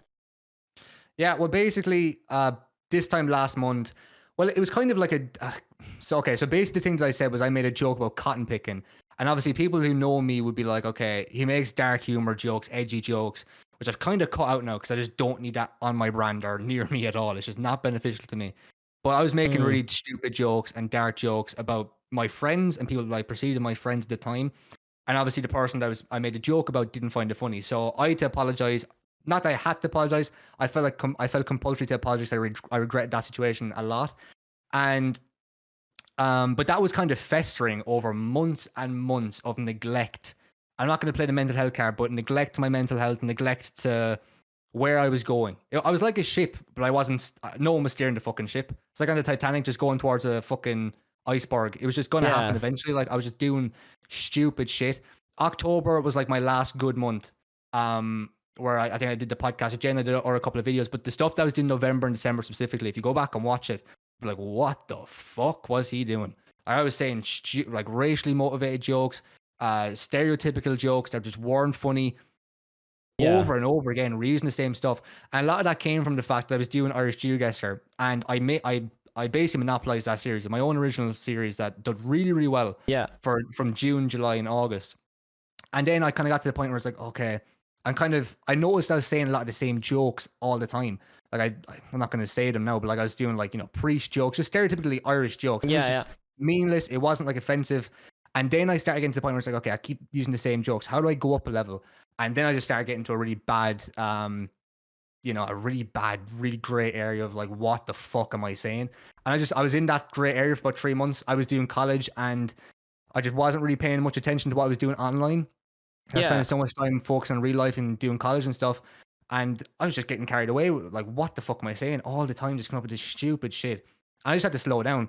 And people who have watched me from like June, July, and August, I'm kind of gone back to where I was then, which is just like a humble, nice person that is inclusive to everyone. That's because that's who I am. I was putting on this persona from October, November, December, and January.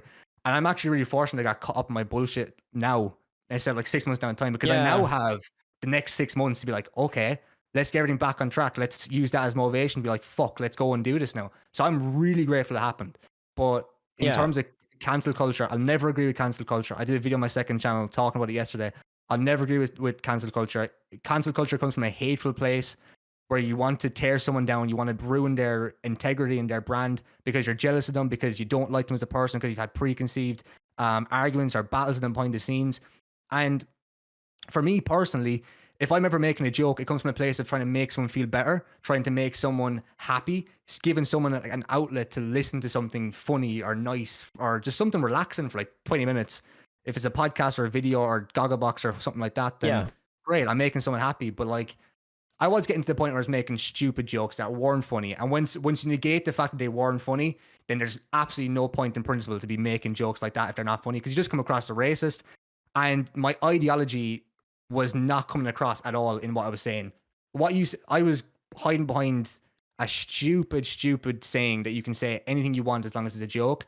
And that might be the worst thing a comedian can look at. If you regret something, you should be able to own up and apologize, or be like, fuck, I made a mistake there. You shouldn't be saying everything just because, it's a joke. And that's the biggest thing I've cut out. Like, I'm a lot happier now because of that. 100%. I know me, you, and Jenny had a chat off stream about the whole kind of situation, but yeah, I feel like with that whole scenario, obviously I had a chat with you, and to be honest, in a way, like originally I was disappointed, not only from a standpoint of Irish content creator and looking at somebody like you, like obviously Jake, you have an audience in the scene, so you make an impact, whether you realize it or not. You represent the Irish scene in some way, shape or form.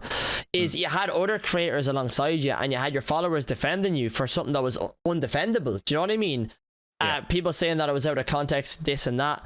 And then I brought you into a chat, and I feel like we had a really good understanding of each other and how we both kind of felt about it.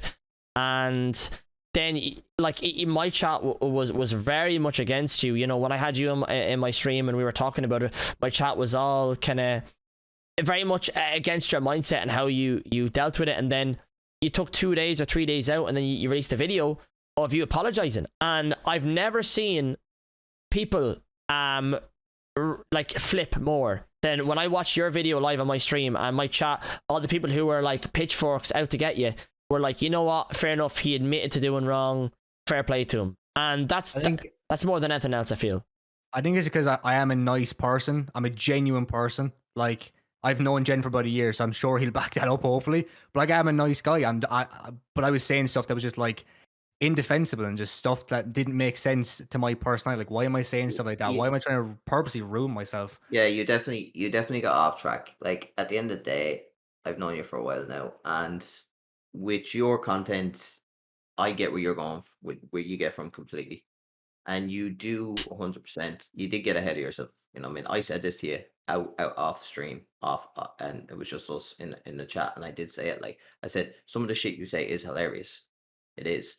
But you've always got to find that balance of what you put out there as well, in the sense of, well enough, like, you could have obviously your community and other people will like love you for who you are, and then you're always going to have people that will try and chop you down. So I'll always 100%, I knew the way it was going and the way people were portraying you was not you. They had every right to give out about it, and we all know that, but that wasn't you as a person. Do you know what I mean? Yeah, like, that's the way I feel, anyway. If you watch, I think even the clip that that it was that came out was from a podcast that was worth 2 hours, and I did say it was out of context. And what I mean by that is, if you're trying to take a 10-second, it was 10 seconds, 11 seconds out of a 2 hour podcast, it is going to be out of context, because not that it was out of context what I said, it was in context, and that was very bad what I said. But in terms of, if you take a 10-second clip out of 2 hours, you're not going to get the build up or the vibe of the podcast or where I was going. With my first live podcast, I was shitting myself. I was so fucking scared I was going to fuck up, or I wanted to make sure the chat was vibing. We were all vibing and stuff. And it's difficult doing a live podcast on your own, because today, I still to this day, I didn't agree with the joke, obviously itself, you know what I mean? And it is what it is. But I do still agree with you when I look back at the people that took it and put it out there and tried to basically cancel you or ruin you. I still can't stand any of them people. I really can't. I do not tolerate it, because the problem is there for me is that the people that tried to do that to you, they're trying to use breaking someone else's brand down, destroying someone else's fucking livelihood to benefit them, to benefit and gain for themselves. And it's not just you. I've seen other people that happen to as well. So 100%, I'll stand by you all day on that regard. 100%. I did not agree with the way they did it. I don't agree the fact that you would have considered friends, you would talk to, you've been in previous business with. So yeah, that's my view on it. Yeah, and I feel like, you know, but once you put yourself out there on social media, though, like, you don't know every single person. Like, yeah, you know some content creators around you or whatever, but you don't know what everyone's motives are. So once you put something out there, you gotta understand that obviously anybody can take it any sort of way, whether they're with you or without you or whatever. I feel like it's up for debate. You put yourself online, you put yourself out there, you're going to be judged either way. Jake, my question for you is, since that has happened, do you think you've learned from that experience, and in a positive or negative way? I've never learned from a single experience more than I have from this one in my entire life. My entire 19 years of life, including the 6 months where I was inside the mother. Or 9 months, 6 months? No, that would have been premature. No, that's not right. Silly Jake. But no, like, I've learned a lot about myself as a person, but I use it as a reset point. It wasn't so much like learning about myself. It was more so getting away from what I was doing and just resetting myself and going back to what I used to be, what people really liked. Because my growth, a lot of my really good growth was in the summer last year. And a lot of this newest recent shit that wasn't doing as well was from the last 3 months. And it's like, the last 3 months have not been anywhere in comparable to the 3 months over the summer. So it's like, why am I changing? There's no reason for me to change from when I was doing really well. Yeah. And I need to freshen up some of my ideas. I need to freshen up some series I'm doing. And I'm working on a lot of stuff. Working on a new series. I have a lot of skits coming soon. I'm gonna fucking like Stephen Tries type skits. I don't know if you know Stephen Tries. Of course I do. Stephen Tries. Yeah. Very, very I have good. some stuff coming soon that you're gonna be like, what the fuck? That is like, but what I've really, really enjoyed recently is writing jokes. I've loved that. Like, the creativity between writing jokes and freestyling jokes is completely different. Yeah. I feel like I have the artillery and the arsenal now to actually go away and do stand-up comedy with the stuff that I've written down for some skits. It's amazing. And I've gotten in, and the biggest thing as well, I've gotten into calls where people have been like, do you find this funny? What do you find about this? What would you change about this? And if it's not funny, take it out, blah, blah. And I'll just throw them into skits and stuff, or I'll throw them into videos. And I found it way more productive, and I found it way funnier, especially for TikTok. If you watch any of my TikToks, like, every 5 to 10 seconds, there's like a pinpoint accurate joke. And honestly, I find it funny. So I'd hope other people find it funny. You know what I mean? No, of course. I mean, pre-written jokes, obviously, when you set them up right, are going to hit a lot harder than stuff on the fly. 100%. I was the guy in school who used to laugh at my own jokes inside my head. Like me inside in school, like, Jake, what are you laughing at? It's just thinking of something perverted, miss. Oh my god.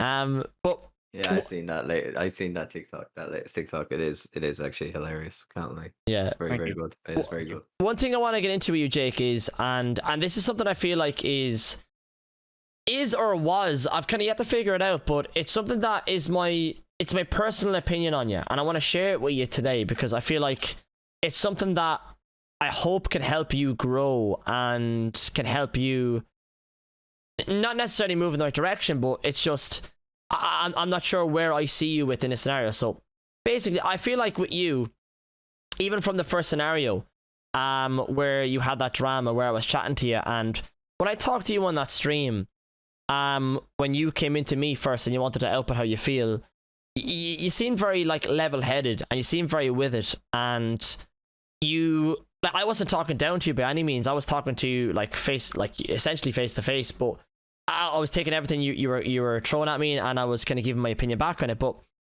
even after that situation, I seen you do stuff like when you went live, you were like, oh, they try to cancel me as a title and this and that, and I felt like that when I chatted to you on a more personal level, I got to see the real Jake. And then when you went live, it was like a different Jake in a way. And I know you mentioned previously about having this persona and this and that, and I want to delve into that, but I felt like it's like I got the real Jake, and I got the really, like, how do you say, the true side of you that you wanted to do well, and you were just taking the wrong side of it. And then when you go live and I click in your stream, you were like, oh, you know, you're telling your viewers, oh, I don't give a shit about this and that, blah blah blah. Yeah, there's a few things to that. First of all, I get extremely nervous when I'm on stream sometimes. I'm not going to be like, you know, fully. I get nervous on the stream because a lot of the times it's just chatting, and I don't want to say the wrong things. People come in, they know if they ask a certain thing that I'll react in a certain way, and it sets me up for failure. And I think a lot of how I've been in this podcast is me 100%, like as I am as a person. Yeah. It's not fake. It's just 100% real, and that's kind of what I was doing. That's why I say the difference between the summer last year and then like the 3 months before, like the last 3 months, like the difference is incomparable to the two different people. The real me was back in the summer. That was the real me. And then the newest kind of version the last 3 months was me getting stuck in a clique with a bunch of people that that didn't encourage me towards my goals, that were very negative, pessimistic, nihilistic. And the people that stream myself now are a lot better, but even the people on stream, some of the people are just out to get me, like, and they want to see me fail. So they ask me these certain things. So there's a reason why I haven't been live for the last, I said there my week plan before, and I said nothing about streaming because I haven't been streaming for the last month. I've streamed once or twice because I get like this mental block where I say whatever the fuck like. First thing comes to my head, there's no filter when I'm live, and it's such a scary thing because I can't control some of the stuff that I said live because I get nervous and like, holy shit, like, you know what I mean? I've always had that for 4 or 5 years. Whenever I've been live, I've been streaming. Like, I think the first time I did streaming was like 2017, then 18, like doing Fortnite and stuff, and I get stream sniped all the time. And I just get this anxiety, like when I'm live. Sometimes it's like some stuff just comes out, like, yeah. It's just, I think we all get it, but like there's just I've been getting it a lot. So I've been trying to take it time off, and I'm gonna come back to streaming probably in the next week or two. Come back with a completely different stream in terms of the people, what I'm tolerating, what I'm not tolerating. It'll still be the same me, like there'll still be the same aspects, but it's just like some of the stuff be toned down a lot. I'm gonna be way more controlled, way more like in control of the stream, instead of like, oh, this person's saying stuff about fucking Hitler, this person's saying stuff about Caitlyn Jenner. I'm like, oh my god, can we just calm down? So I'm just gonna try and be level-headed on stream. And I think because I want to bring the podcast back live, I want to bring the podcast back to Twitch.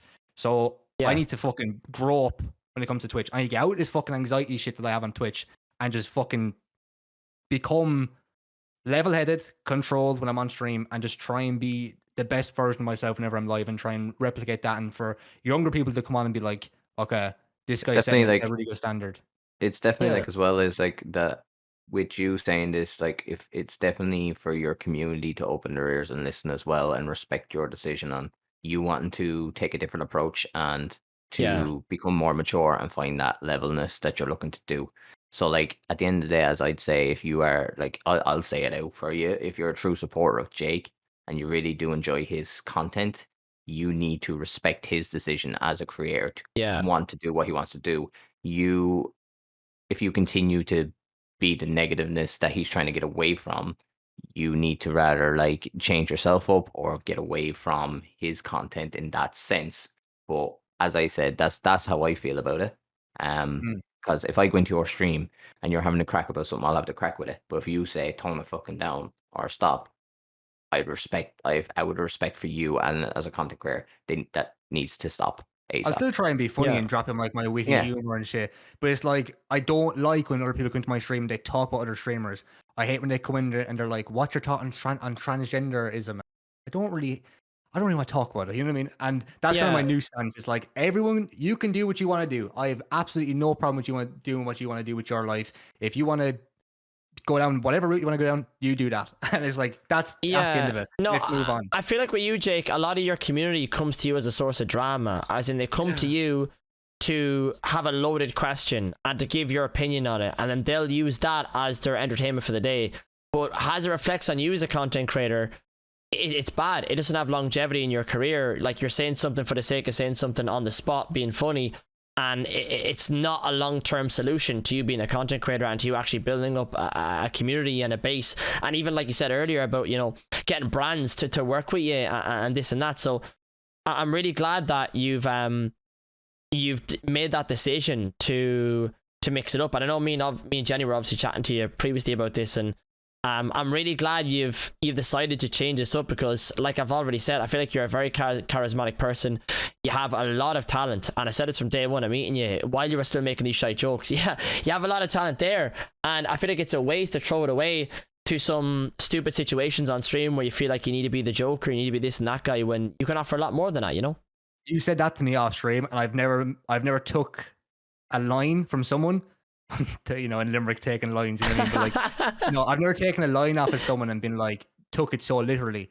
Like, I think I said it in the cancel culture video I did, but it's like, I don't have to be funny all the time. There is like intermittent points, and that's always the biggest thing. Like, I don't have to be funny all the time, and that's kind of where a lot of my anxiety comes from, is people expect me to be funny all the time.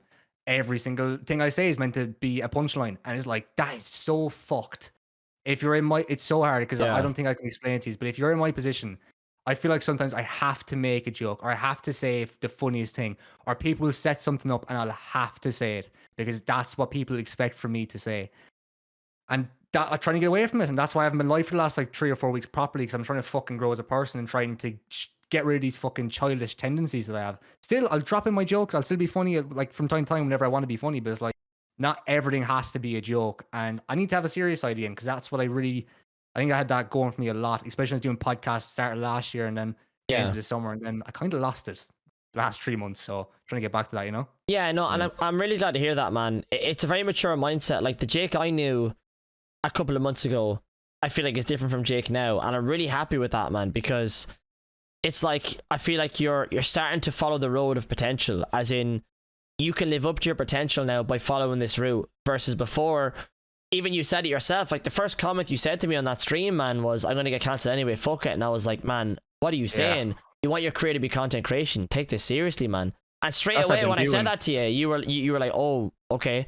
You know what I mean? And that's the thing, like, you're talking about the Irish scene need to get into a level where it needs to be, and the content creators need to bring it up a level, and you're a part of that process, and you changing this right now for yourself is a great example for anybody in the scene, to look at someone like you who is trying to turn your content around, even from a standpoint where you're going completely against what you were before. I mean, like, before you're talking about super edgy jokes and super threading the line of what's okay to say and what's not okay to say, to you being in control and you making your own content. And I think that's a really good story for anybody to look at you and be like, you know what, Jake's changing his own perspective and changing his own mindset on it, then anybody can do it. I'm actions though, not words. Like, I'm not going to sit here and be like, oh, like, over the next like 6 months, I'm going to do this or I'm going to do that. Like, you'll see in 6 months time if I've done it or not. You know what I mean? Like, I'm going to put my 100% transparent on the stream right now. I'm going to put my 100% effort into making content creation my job for the next 6 months, because I have absolutely fuck all else to do with my life. If I'm not a content creator, there's nothing else I want to do. It's like, some people are like, I want to be a footballer, you know, blah, blah. And only thing that I want to do is make content and be a content creator, and I need to put 100% effort and time into perfecting my craft and finding where I want to go and what I want to do. And yeah, it's important. But I think in terms of bringing up the level of Irish content creation, it's extremely important for, if I'm going to be saying stuff like that, I have to be on fucking top of my game. It's very hard to make a comment like I made, because it's not concrete, because I'm not on top of my game. I'm still doing good views, and I still consider myself above average, but like, I need to be able to be like, okay, like, I'm doing this shit right now. If you guys want to, I'm going to make these comments, but if you have a problem with that, fucking up your game up. Then prove me wrong. If you want to, you know, if I'm wrong, prove me wrong. Get bigger than me, prove me wrong. You know what I mean? So yeah, that's what I'm trying to say. Yeah. I think where you came from was of a solid enough mindset where you want everybody to up their game, and I feel like this year especially is a year where a lot of creators are like, right, restrictions are lifting, this and that, this is our time to shine. And I know a lot of people I have that mindset, but yeah, I feel like, going back to what you said, Jake, about everybody sees it differently. I think if anybody has a problem with somebody calling Irish creators shit, then you need to make an example of that situation. I feel like it's like a challenge. I'm a firm believer of seeing something online or seeing an opinion or even having just an experience that's negative and turning it into something positive. Like me and Jenny talked about previously, if you see a creator doing well, you shouldn't be like, oh, here, fuck them, they're doing better than me, I think I'm better than them. Prove it. Do what they're doing. What are they doing better than you? You escalate that to their level. Do you know what I mean? It's all about improving yourself as a content creator and raising your game. And once you're able to do that, the scene grows as a whole. We're all on the same planet, though. Like, we're all defined by the same laws of physics. If you want to achieve something that you see other people achieving, you can do that, if not better, than what you see other people achieving. And the example I use for that from myself is Jacksepticeye. Like 10 years ago, he was nothing. Now look at him, biggest content creator in Ireland. And I'm younger than him. I'm starting younger than what he was. Like, he was 22 when he started, 23 in college. I have way more potential if you look at it like that, like, because I'm younger, like, I have a head on my shoulders. I'm not saying I'm gonna be bigger than him, but I'm like, that's my goal. Like, if I want to do that, it's all mindset. If I want to be bigger than Jacksepticeye, I can be bigger than Jacksepticeye. You just have to work your fucking arse off and put in all the effort you can. Yeah. Even going from your perspective, Jake, I know you've talked about it from your side where you're like, I want to move away from all this kind of controversial stuff. Genesis, I know you took a similar approach to it recently. I know I was chatting to you and you were saying that, you want to be you, but you don't want to be the guy that's kind of the source of drama. So you took a similar approach, didn't you? Yeah, well, like, so for me, it's very different situations for me and Jake. I'm at that stage where I finally have got to a level where I've accepted who I am as a content creator, in a sense of, I know that my age is a factor, especially because I'm at a stage where, like, the likes of looking at Jake, like, you gotta look at it, Jake. I'm sitting here, I'm doing this, and I'm 31. You're 19, so you've 12 years on me in that sense. You know what I mean?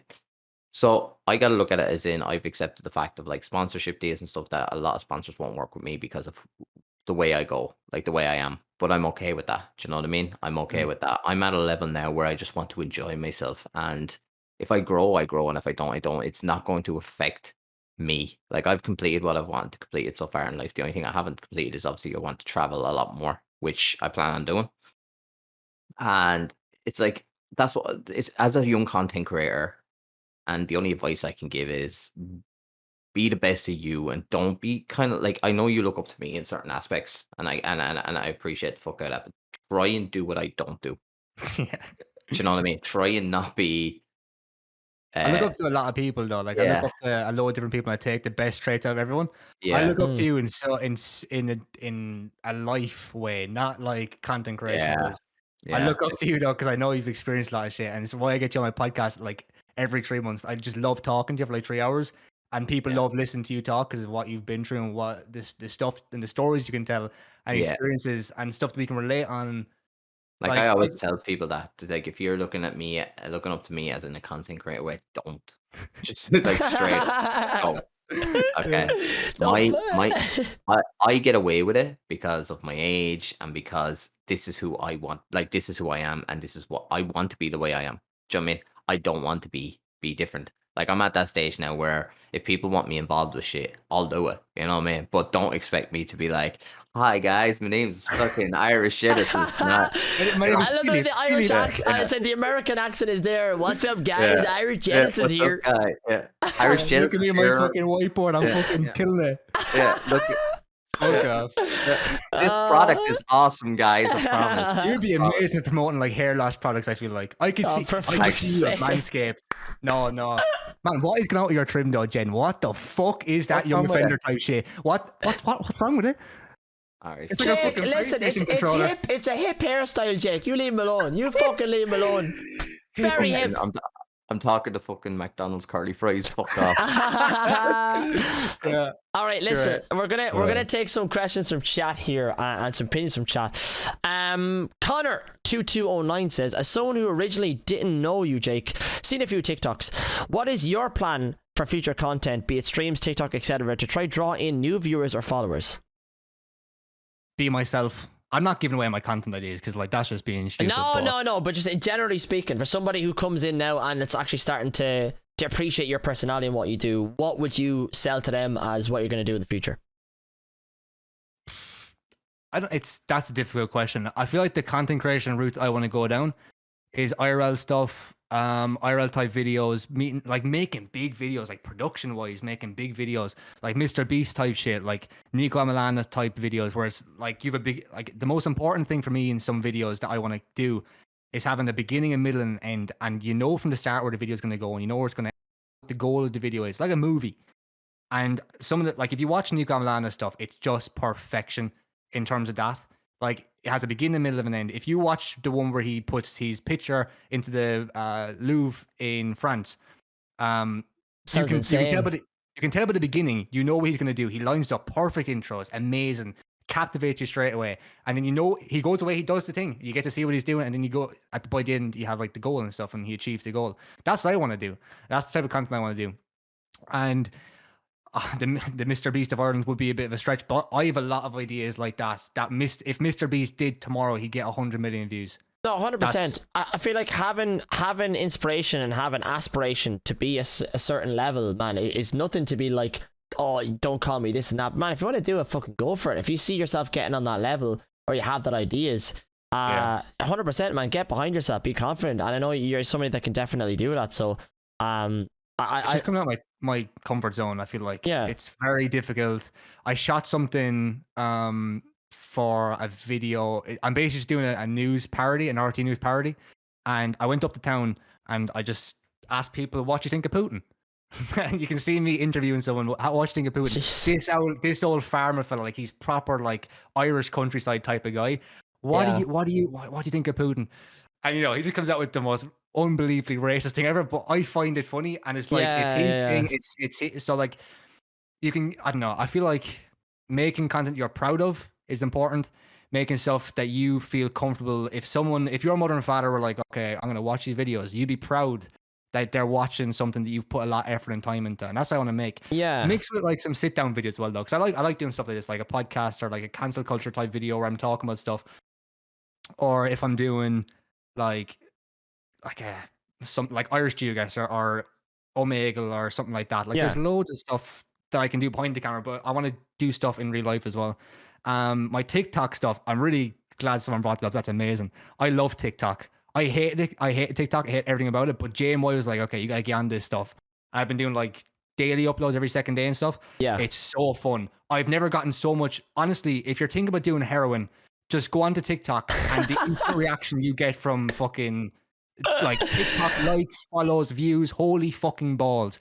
Man, you refresh TikTok. If you have a TikTok doing well and you refresh TikTok, it's like getting a shot of fucking heroin in the arm. Oh my God. It's like you refresh 2,000 views, refresh 5K. It's like, oh my God. Yeah, like, no, TikTok is huge. It is huge. And like even I every content creator right now who is trying to give it their full-time go, TikTok is a massive part of that. And I know, Jake, you found a lot of success on TikTok, which is absolutely fantastic. Only the last like 2 weeks though. Yeah. Only the last 2 weeks. I was doing the geoguessr stuff on TikTok and it was shit. I'm at the point is like, fucking how you compared it to fucking heroin. I'm like, what the fuck? No, like that's the thing I wouldn't even know. You know what I mean? I would have compared it to something different, but go ahead. What would you compare it to then? No, go on. Okay. We'll go to another question here from Daz Goes Digital. He says, question, lads, what would your opinion be on content creators working together here on collabs and projects to grow both the Irish scene and content creation in this country? Do you think that plays a big part or not necessarily? Integrating communities and chat and the likes. So, I fucking love getting other people involved in videos. It makes me happy. Yeah. Like, I love getting Jen involved because when Jen comes on my channel, people are like, oh, that's Jen. He's going to quote some weird shit. And it's amazing, like, because his humor is fucking fantastic. I love it. And, like, people know when Jen comes on the videos, like there's gonna be something funny, or like if I'm doing a part in a video and I'm like kind of serious, and then Jen comes on, it's like, and you just do all the like the funny shit. I don't want to give away the idea that we're doing. We have a couple of ideas planned, and it's like, Yeah, like, yeah, of course. I love getting our people involved in videos. Collabs are fucking great. If you are around people that are like-minded, that can make videos, that have enthusiasm towards making content creation, whether you're in college or if you're in school or if you're in the workplace, but like The Office, like there's so much stuff that you can do. You just need to find the right people to do it with if you want to go down that route. I was about to say that myself. I was about to say, like, realistically, when you're bringing up the whole part, where the problem where it comes in there is the Irish part, like, because like if you ask me, like, Irish content creators, I won't name them, but like if I was to just run it in my head really quick, how many people I would collab with, it's not even double digits. Wouldn't that? No. I like finding smaller creators and getting them involved, and that sounds like. No, but I mean, as in like people I feel I would like be able to gel with and be able to be on my level of, in a sense of content. Like, I don't know, just like I don't even think I'm in the double digits. I think it's different for you though, because like of what sort of stuff you do. Like you're very like Jamie J. Carr would be a perfect counterpart if you were to do stuff with him, like on YouTube and stuff, and you get into it. But like for me, I love the fact that I can make series and I can be a producer and a filmmaker all in one. And I love the fact that I can orchestrate an Irish Gogglebox and I get 6 people in. You mightn't have fucking heard of them, but like there's 2 of them who might be fucking hidden gems in a couple of years' time, might be bigger than me. Like, and I'm after finding these people. And I think I get that from the fact when I was doing stuff with Saints and esports orgs, where I was finding content creators all the time, bringing them in and like growing them. Like I found JSM. I'm the Simon Cowell of Irish content creation. I go fuck. That's a big claim. You found JSM. You dug him out of the ground. JSM was fucking picking spuds out the wheelie bins when I found him. Jesus Christ. We're calling out names here. But listen. JSM, by the way, not Jamie J. Carr. I don't know who. JSM. Anyways, so with that said, Daz, I think it's a good question. My own personal mindset of the whole collaboration is that's where I got the idea for this whole Lad Nation project. And I know it's been in the works for an odd year or so, but I wanted to make content like even Jake, the way you were saying it about being at high level and something that you can look at and be like a scale of where content should be. That's my whole idea with that project. And whether it works or whether it doesn't, regardless of what scale it is, I feel like it's a learning experience. And not only that, but it's something that hasn't been seen on the scene before. And I feel like somebody has to do it at one point. Somebody has to give it a go, regardless of if it's successful or if it's a failure. Somebody has to try it and somebody has to do it on a high level. And I'm sick of waiting. I said it from day one when I started content creation. I was like, somebody needs to have our own group over here that does bits, and nobody's done it yet. So that's why I was really passionate about doing the project. Joe, it is TheGara. I was actually planning on doing something similar, and that's probably where a lot of my animosity came towards the whole Lad Nation thing. Like I think it's a bit like against it. Then I was like, okay, I'm gonna submit my application. This is amazing. I'm gonna be and then like and then I was like, okay, it's shit. Like, fuck this shit. And it's like, I honestly, if you do it well, it'll be fucking insane because there's such a gap in the market. Yeah.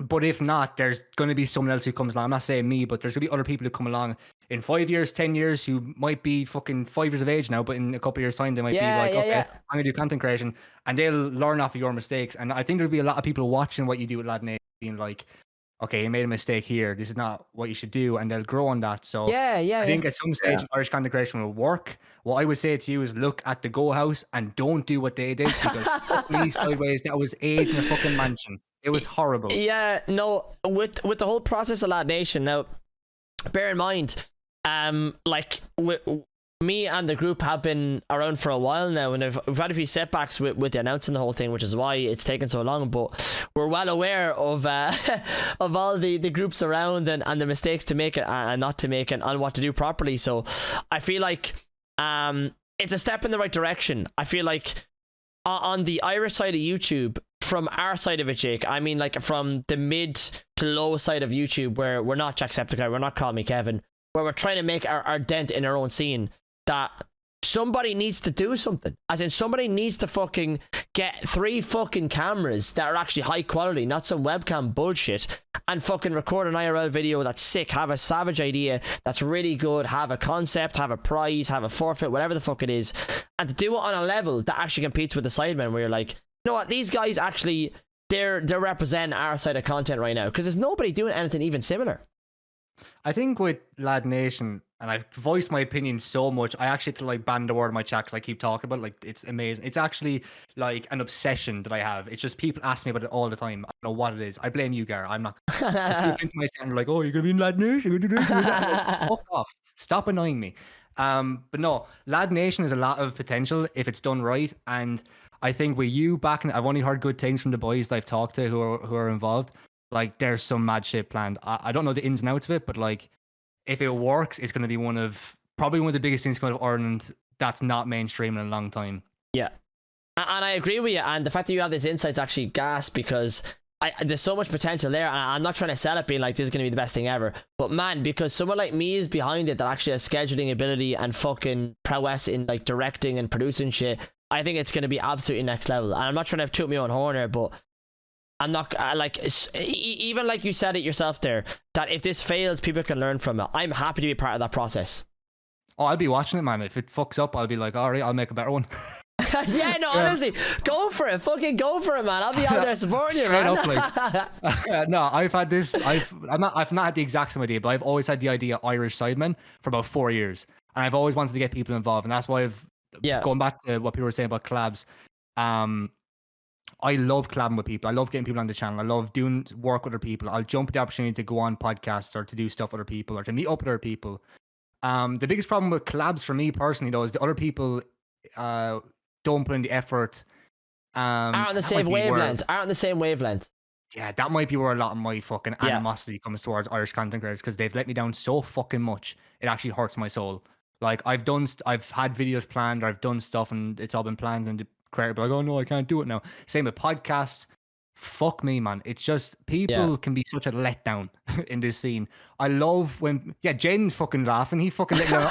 Honestly, no, the amount of times that Jen has fucked me about with content is actually like unreal. Look at this cunt laughing. Like, it's not even funny, man. I've wasted time, hours of my life on you, and you've not done the fucking video. Like, I'm actually no. So I missed one guy. You're fucking slitting the eye, bro. Fuck off. I missed one Goggle Box. One. You missed one? Goggle Box. No. One. You're the reason the Christmas Goggle Box got fucking postponed to New Year's, then Valentine's. Now where is it? My defense is here. Right? The only reason that got cancelled, right, is because, you don't put your fucking, it's like an Arsenal football team, they can't put the fucking 11 on the field without their star player. Like, that's literally what it is. I know, the Goggle Box can't go unless Jen. Even pissed off Bob this week is rescheduled podcast even woke up on time. Like, I can't be fucked. Like, you wonder then why Jake is getting pissed off at Irish content creation. Fuck off to a lot of you. Honestly. J Carr is the only person that I can rely on for class. Jake. Here's my experience with it all. I'm not gonna lie. This is how it is. This is the real deadline of it. Now, you can agree or disagree, but this is the truth. Everybody has their own motives and everybody has their own goals at the end of the day. You having your own channel as a base of something, somebody isn't going to put that as a priority. That's going to be third or fourth or fifth priority for them. So realistically, they're fucking shit and they pull no fucking numbers. But realistically, this is how it is, man. It is them. No, but listen, realistically, if you can't offer them a shit ton of exposure, they're not going to be mad for the idea, and that's just how it is. And it's being honest. Like, don't get me wrong, man. Like I've worked with creators who have been fantastic. I've worked with creators who've been absolutely shite. But realistically, at the end of the day, they have to benefit from it, and if they don't see that, they're not going to be bothered. So that's why you get people who are half-assed or fucking rescheduling or doing this and that. And I mean, to be honest, I can agree for some creators like yourself, you don't need to come on my thing, but you did once, I think twice, like, and I'm grateful for that. But there's some people that are on my Goggle Box who just get like 5 likes on Instagram, and it's like, what the fuck is that? Like, get 5 likes on Instagram, and it's like, you should come on this. You want to be a content creator? Come on my Goggle Box. Don't be a fucking wet wipe. Yeah. Like, there's some people who should come on because it's in their best interest, and they still don't fucking turn because they're just fucking shit. It's awful. CXL, CXL, man. Oh my god, what a fucking man. We're calling out names here. We have to get these boys on the podcast soon. Yeah. Elfie Straw's fucking traveling. The 3rd episode of Goggle Box got postponed for 3 months because they're in fucking Venezuela. Fuck off.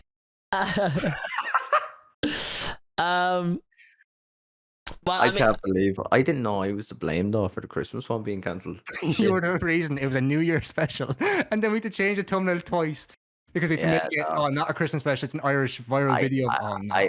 I'm not gonna. Yeah, no, but you gotta understand, right? I have excuses though. You know what I mean? I'm old. I've got a crazy missus. You know, I've got kids, and I've also got. Yeah, I've just got kids. You know, and yeah, but no. We got something As I coming up said, soon though. no. As I said, with me, yeah. But I never said I was a reliable person. You know what I mean? I can't lie. In the Gar, prison, Gar, boys, you never Gar, think. halftime Gara rings me, "Are you ready for a fucking to start the podcast?" So I'm dragging myself out of bed just to talk to cunt, like, you know what I mean? So, like, you know, at the end of the day, no, fuck off, right? At the end of the day, right? Listen, if I get this mad motivational feelings, you know, I wake up and you could be like, "Jen, do the thing," and I'm like, "Yeah, fuck it," you know, and I'll go and do the thing. But then halfway through, if something goes wrong, I'm like, "Fuck Jake, fuck the thing, I'm done. I'm not doing it." Jen, I gave you money to come on the Christmas Goggle Box, Oh, and you did, still yeah. didn't come on. Yeah, no, shut the fuck up. What are You you saying? paid him. I gave him money. No one else getting paid me. paid.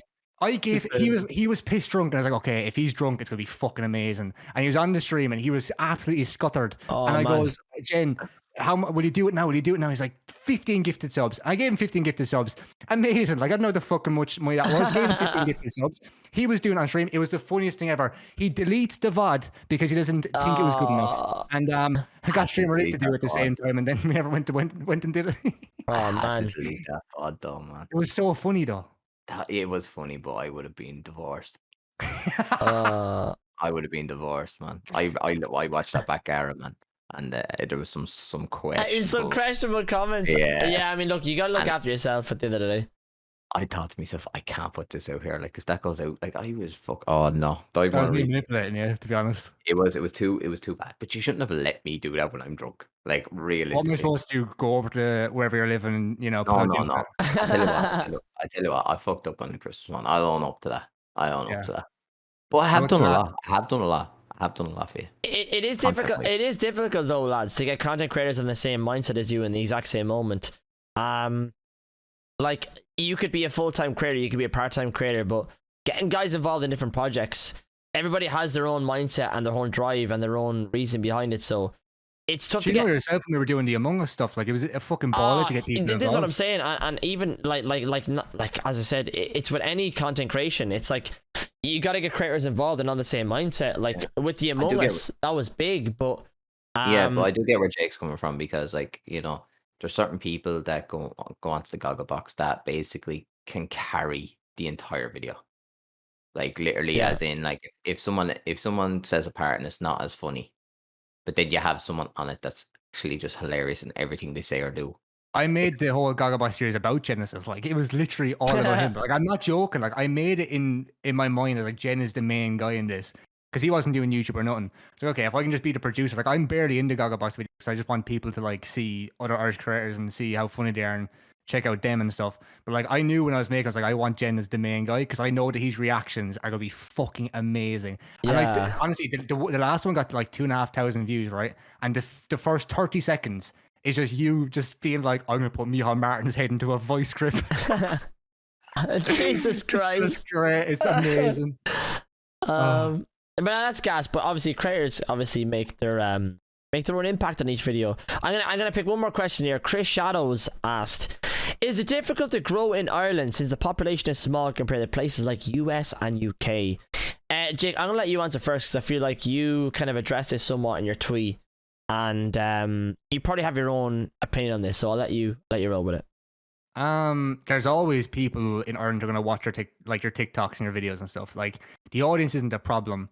I don't know. I don't find it a problem. I find there's enough people who are watching Irish content that as the videos get bigger and bigger and they start like, so the way I see it is if you watch a Sidemen video and it's like, we'll say it's a Tinder video. Okay. If you can replicate that as like an Irish Tinder video, the people who watch the Simon video are going to see yours and stuff, and they're gonna trickle over. There's enough of an audience, your audience to be worldwide. There's enough of an Irish audience for the stuff that I want to do, but over time, you do want to have a global audience. You want to have the Americans. If you can get the Americans to watch your videos, if you're Irish, that's the grail that only one person has gotten, and that's Jacksepticeye. To get the Americans involved. Bro, Americans love Irish people. If you can get over to America in some way and get the Americans watching your Irish-based content, holy fuck. Yeah, like, that's you could the ticket. World hunger with that shit. It's unreal. Yeah. That is definitely a ticket. Jenny, what's your opinion on it? In regards to kind of growing as an Irish creator in comparison to the US and the UK. So, for me, obviously, it is gonna be harder.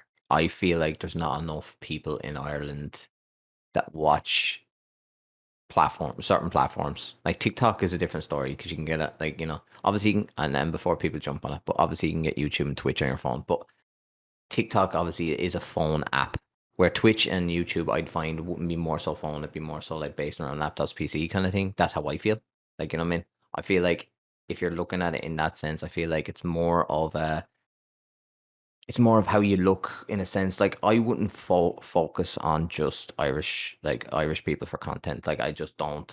I broadcast out. Like, I find, like, even if you're Irish, the UK and the US are so supportive of Irish content. If you find the right people, like a lot of people that come into my streaming sense would be American and UK. Like, I do have my Irish people, but most of them Irish people came from when I first started. So for the likes of like Gara, when Gara first started raiding me, like everyone from his chat that I know now to this day was from that kind of situation. Yeah.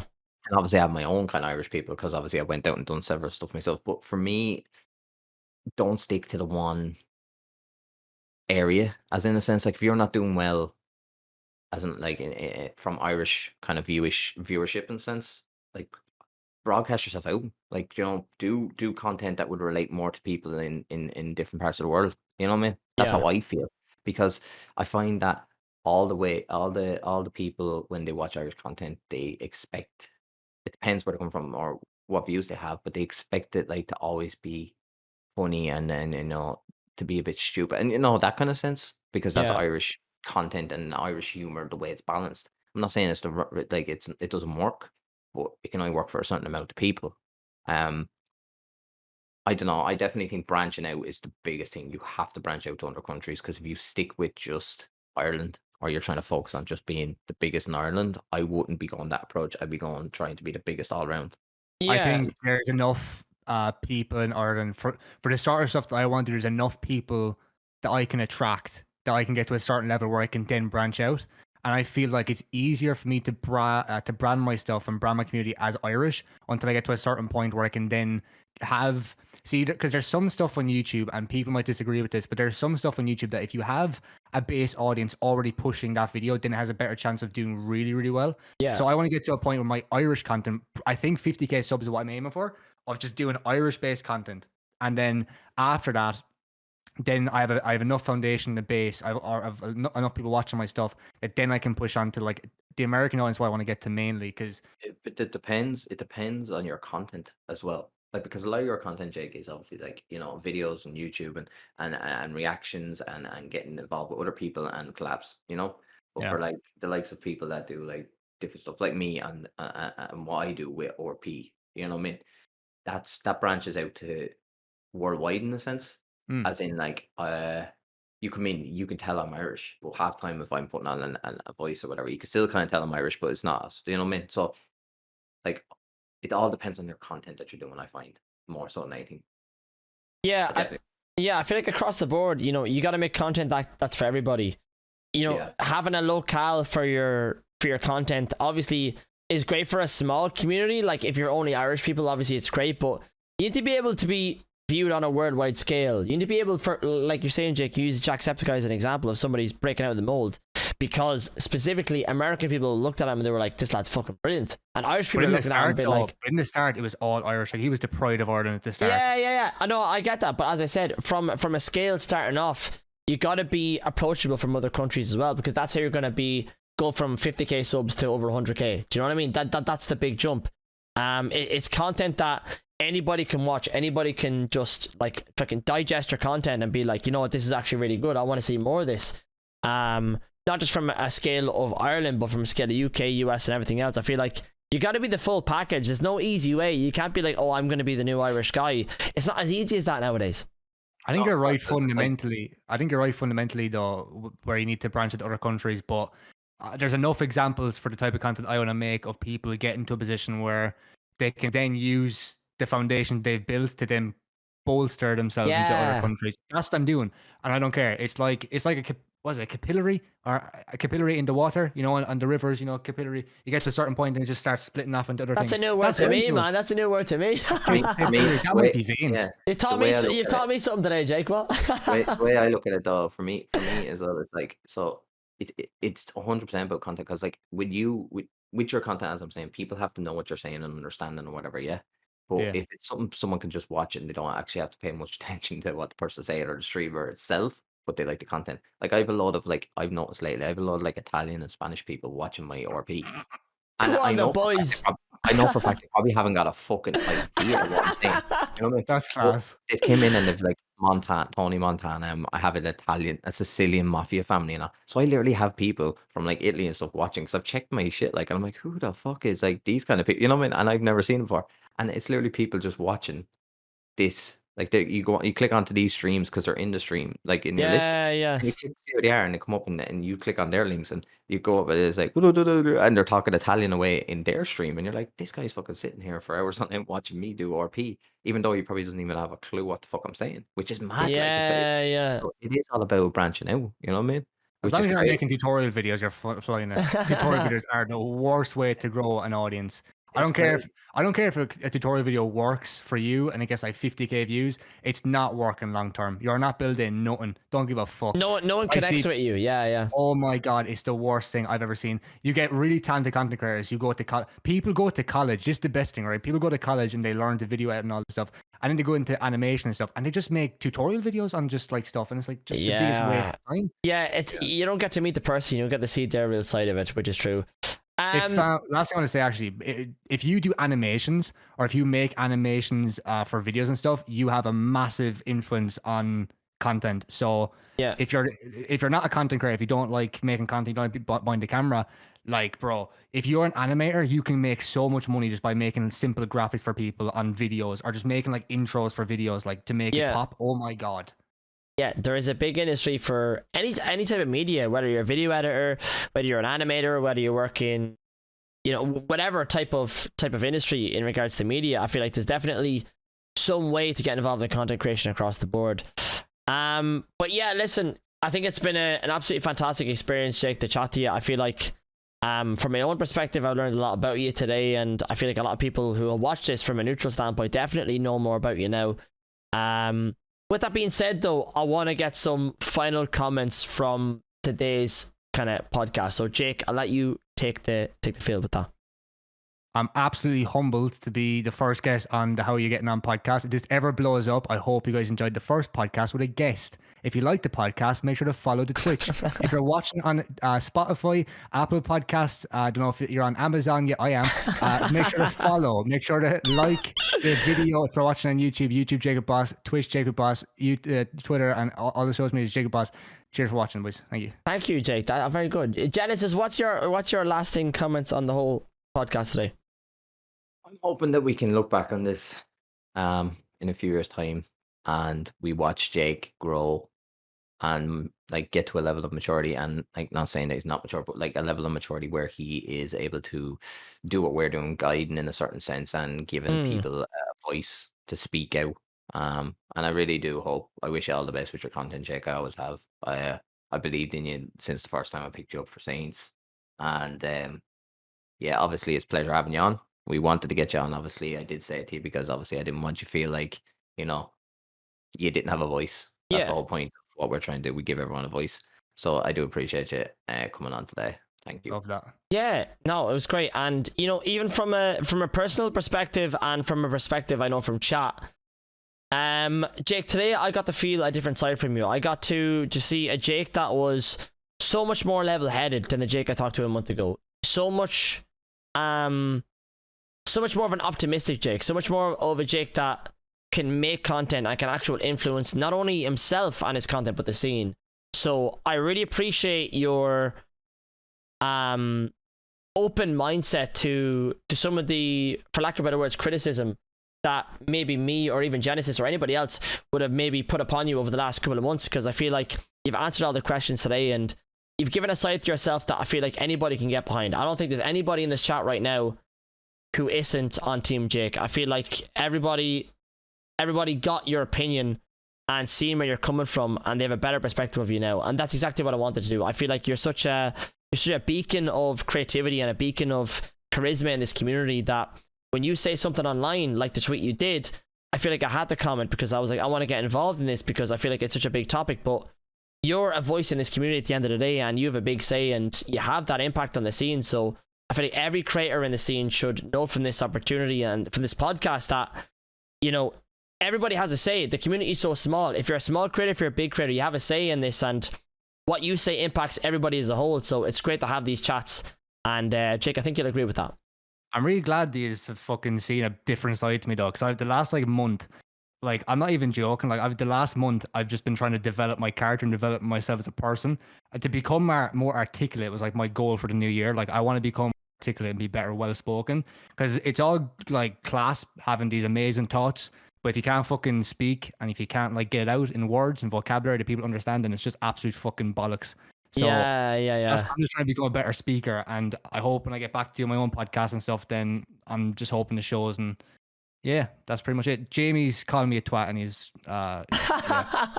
I know he's only joking. He's only joking. But now, listen, it's been a great chat. Thank you so much, Jake, for joining us as well. We want to get more content creators on this podcast as well. So if you are interested, guys, make sure to DM us on Twitter.